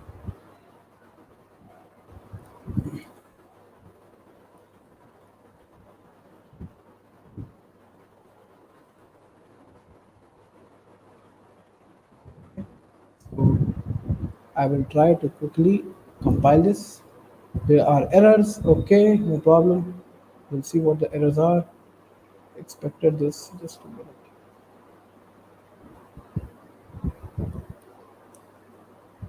So just a minute. All right. All right. There's some problems. Okay, I just do this. Yeah, now it's right. It says there's some expected but got come. All right. Okay. So this is where the problem has come. It has to be this. Okay. Yeah. So okay. Congratulations.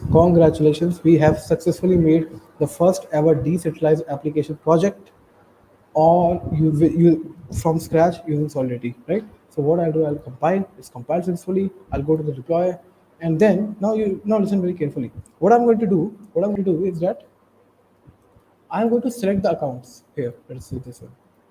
Okay, I'm going to select the accounts. Now, let us say he's the grandfather. Let us assume that he's the grandfather. And so what I'm going to do is I'm going to allocate him from his account. I'm going to allocate some funds. Let us say it's going to be 30. So now here you are seeing, here we have different units of Ether. So V is actually the smallest unit of Ether. So we'll choose Ether and we'll just deploy. So here you see this is the transaction is happening and the constructor is called because we have made it payable. It is red. It is red box we have because we have used payable option here, right? So this is what you have done. Now you have 30 ethers allocated for a smart contract. Now you can use these 30 ethers to give it to grandchildren or grandson or whatever you want. So what I'm going to do. So now you observe that this 69, this ethers have actually been reduced. Why? Because we just took that money from the grandfather's account and allocated. Now that allocation will be done based on who's the preference. So let us say a second child, the second account. He is the eldest son, so he will deserve more money. So let us assume I'll just copy him, and then I'll put the account back to the first one because from him, he's a grandfather, money will come from him only.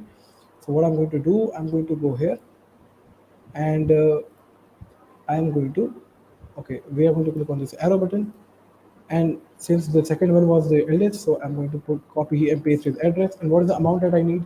Now note one very important thing. One ether is equal to 18 V's. So what I'll have to do, if I want one ether, I will have to put, let us I have allocated 30 30 tokens for the eldest 30 tokens for the smart contract, and I want to give 20 tokens out of those 30 tokens to the eldest son, right? So I have to transfer 20 ethers. So what I'll do, I'll add 18 zeros. So it will be 18 zeros. Just 20, 1, 2, 3, 4, 5, 6, 7, 8, 9, 10, 11, 12, 13, 14, 15, 16, 17, 18. And this is what I've done. It will transact. It is done. I have to do has deceased. Yes, he has been deceased. Now you will see that the second account has received the money. So very, very congratulations. You have actually made a smart contract which was able to determine whether the grandfather has died or not.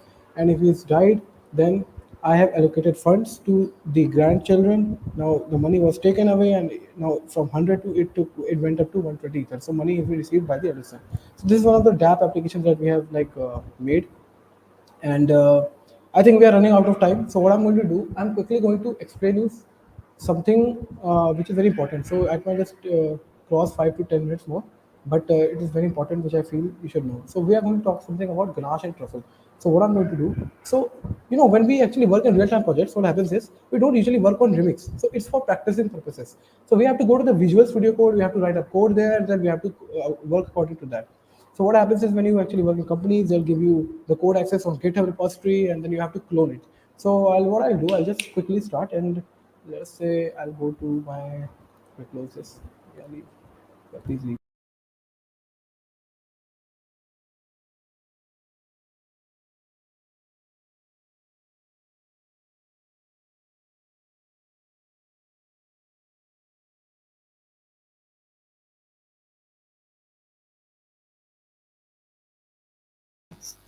I think he just left. He will come back soon. Just wait for a second.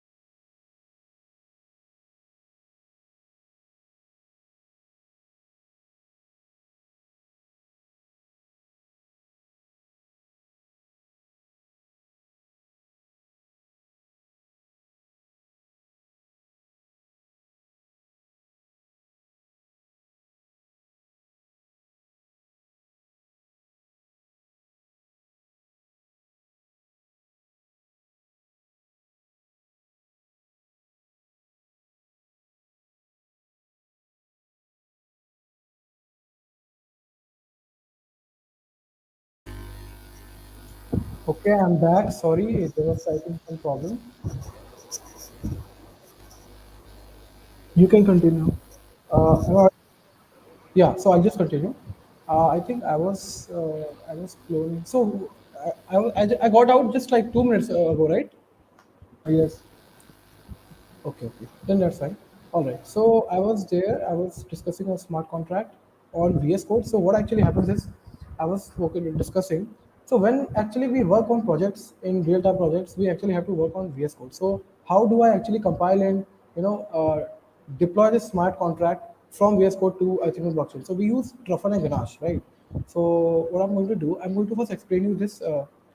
Like we don't have like less time, I think. So what I'm going to do, I'm going to explain you the smart contract. There's no worry, and then we're going to do it, right? So I actually made a string name tether and gave my symbol USDT, let us say. And so I gave it a total supply of 1 million tokens. Let us say I have a total supply of 1 million tokens, and the decimal it actually means number of zeros I have. So these is total number of zeros that I have, right? Now I will actually map the balance and I will actually map the allowance, right? And then I will actually create an event. So what are events? Events actually used to trigger a transaction, right? So when I'm in a transaction, I want to make sure that I have something mentioned as suppose I have transferred my money to someone. So I want it to be mentioned in my transaction that from this guy to this guy, this is the amount of transaction that has been done. So for that, I actually use event and I actually invoke it with the help of emit by passing the values. So we'll see it. Similarly, we have the events here, right? I've made an event for approval. So I made a constructor where I'm actually defining everything. Where balance, we have total supply, which is 1 million tokens. Then we have transfer, which is actually used to transfer the amount. So it will be address to and value, and it will actually return. So what I have to do, I have to put a required condition where if the balance of message dot sender is greater than equal to value, right?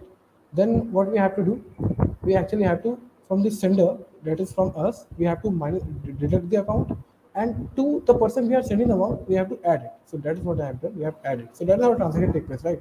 From one bank account it deducts and to the other bank account it adds up, right? That is what we do in the transactions.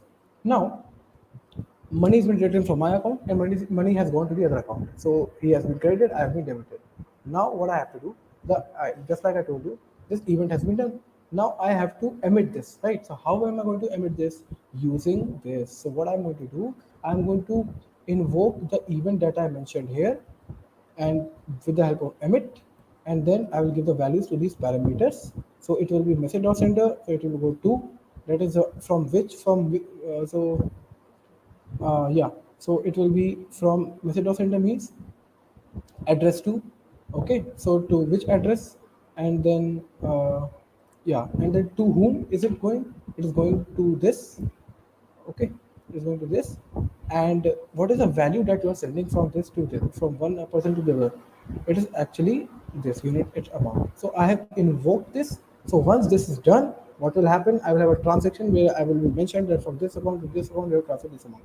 Similarly, you have a approve function, so it's not it's the same thing, and there are some differences which I'll tell you.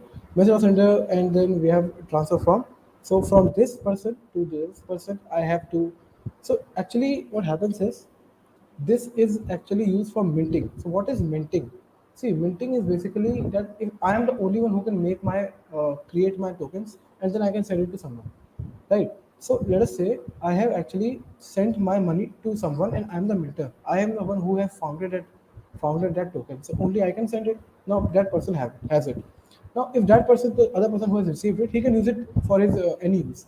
So let us say, so for that we have transfer from function from this account to some other account of what value, that is what we have to like take in this function. So we'll have required, the condition will be this.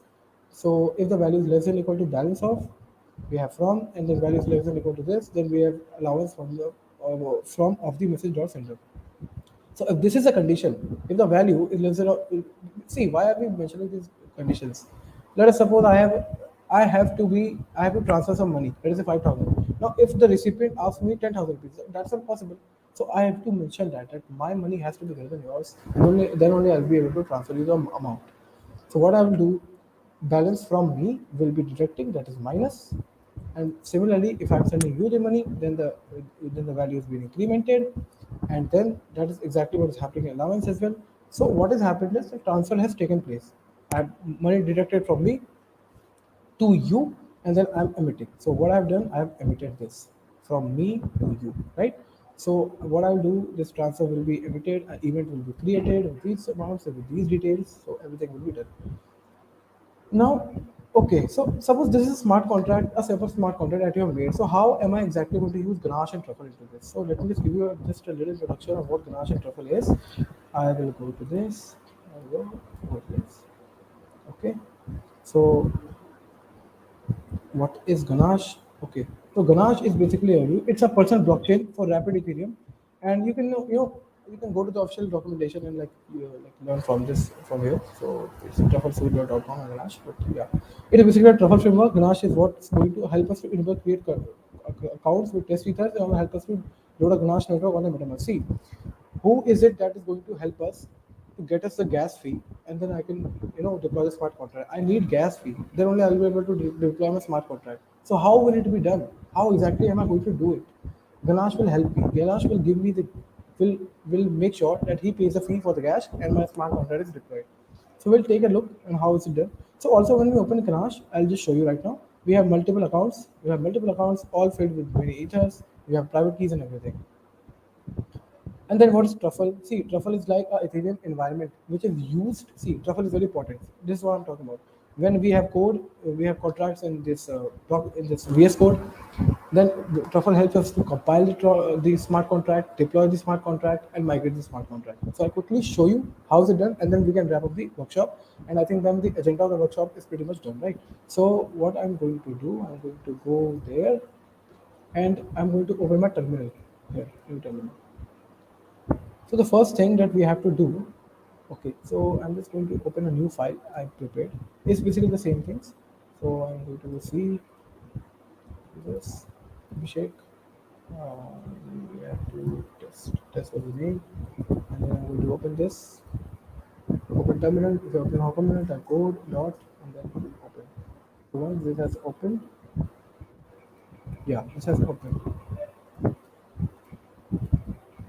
So I am going to, I was actually going to cover all this by writing code from scratch as we did in previous contracts. But since we don't have much time, so I'm just going to copy it. I'm going to copy this and write it here. So this is like the same contract that I have actually written in other folder, so that there's a clarity, right? So what I'm going to do, I have to compile the smart contract. We are not in Remix. We cannot just simply click on compile. So what we have to do, we have to use truffle. So what I'll do, I'll first initialize truffle. So it will be truffle init. This is what you have to type. So this way, truffle will actually start initializing. I'll just type yes. So even truffle says it's sweet. Let's start. So now what we have to do, I have to compile the smart contract. How will you do? You have to write truffle compile. So you have compiling your contracts, as you can see, successfully compiled. I guess it should be compiled by now. Yes, it's taking a bit time, and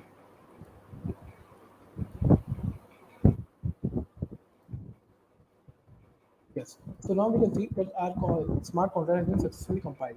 Now I want to deploy the smart contract. I want to deploy the smart contract on the Ethereum blockchain, and if I have to deploy this Ethereum blockchain on this Ethereum blockchain, I have to deploy the smart contract. I need a fee, which is called gas fee. Who is going to give us? I am going to open my Ganache.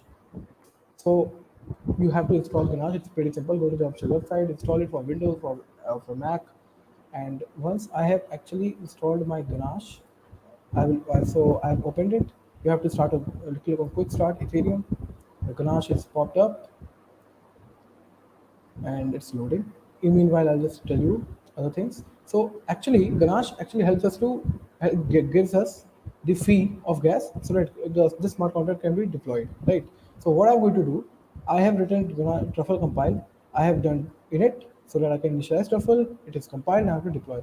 So yeah, so you can see here it is very much clear. I just go full screen.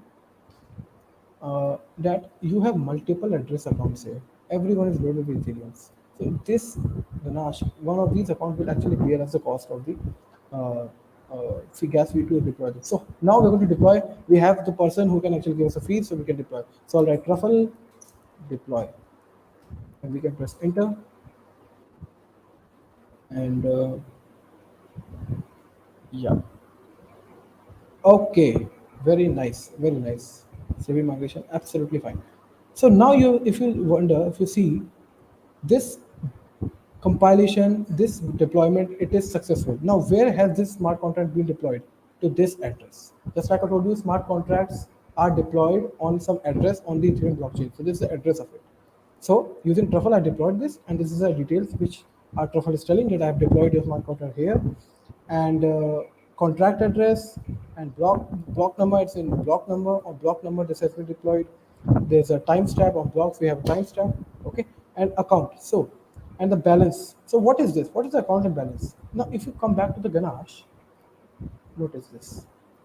This is the money that was deducted from this. Garage helped us deploy, and this is account number. This account number and this account number. Let's say, let's say.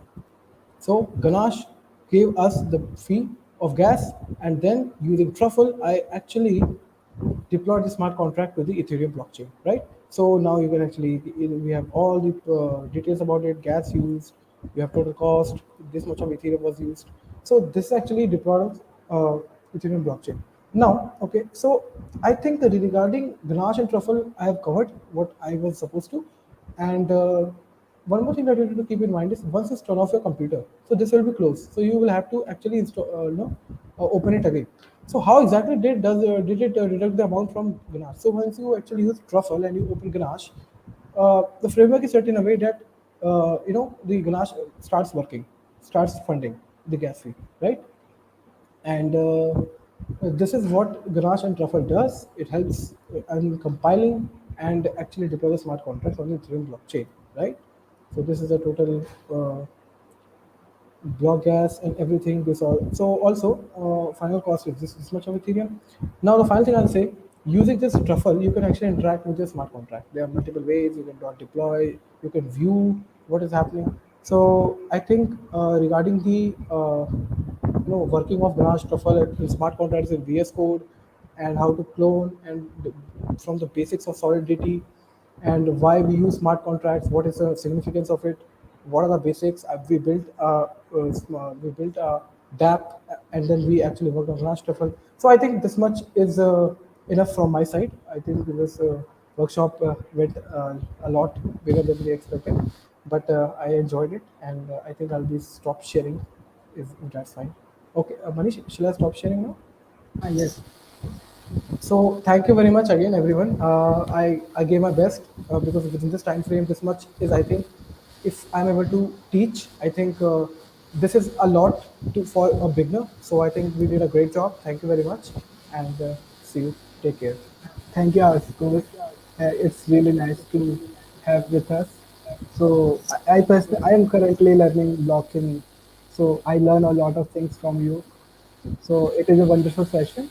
Okay, if you want to share how you got your first job in blockchain, and that is an internship. That will. Your voice is cracking up. Can you repeat it again? I actually was not able to hear it. Sorry for that. I am saying that if you want to share your first job experience in blockchain, Okay, my if it, experience, right? yeah, So, yeah. yeah, so it is pretty difficult, and it's pretty chill at the same time. See, it depends upon the project that you have been given.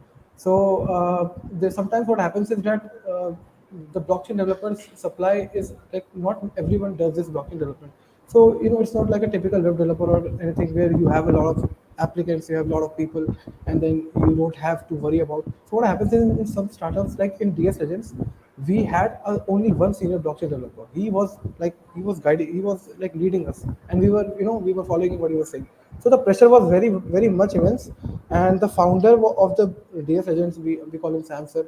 He was cooperating a lot with the blockchain developers and with us. So if you are going into a startup and the demand is high and supply is less, you are tend to have a lot of work. A lot of So sometimes, yeah, sometimes it's chill as well. It's not like that, but I think it's very difficult sometimes. So I think it's a part of job. okay. That's great. So you just mentioned in the beginning all the following things are required to get a job. So I think learning about React, then smart contract, and then making dApps. I think from that people can get a job. Yeah, I mean, I think I've been talking to some people who are already in the industry. In India, we have a lot of startups as well for blockchain, and I talked to them. So they basically told you can learn everything, but what's the point if you cannot show? So do one thing: go to your LinkedIn, in your project section in your Git, upload as many projects as you like want. Then that actually creates a shield of that you are doing something good. So project is also very important, which Yes. I'm working on as well. So That's great. So it's great meeting you. So have a nice day. Bye. thank you very much. Thank you very Bye. much. Bye bye. Thank you, Crypto Bye. Northern. Bye.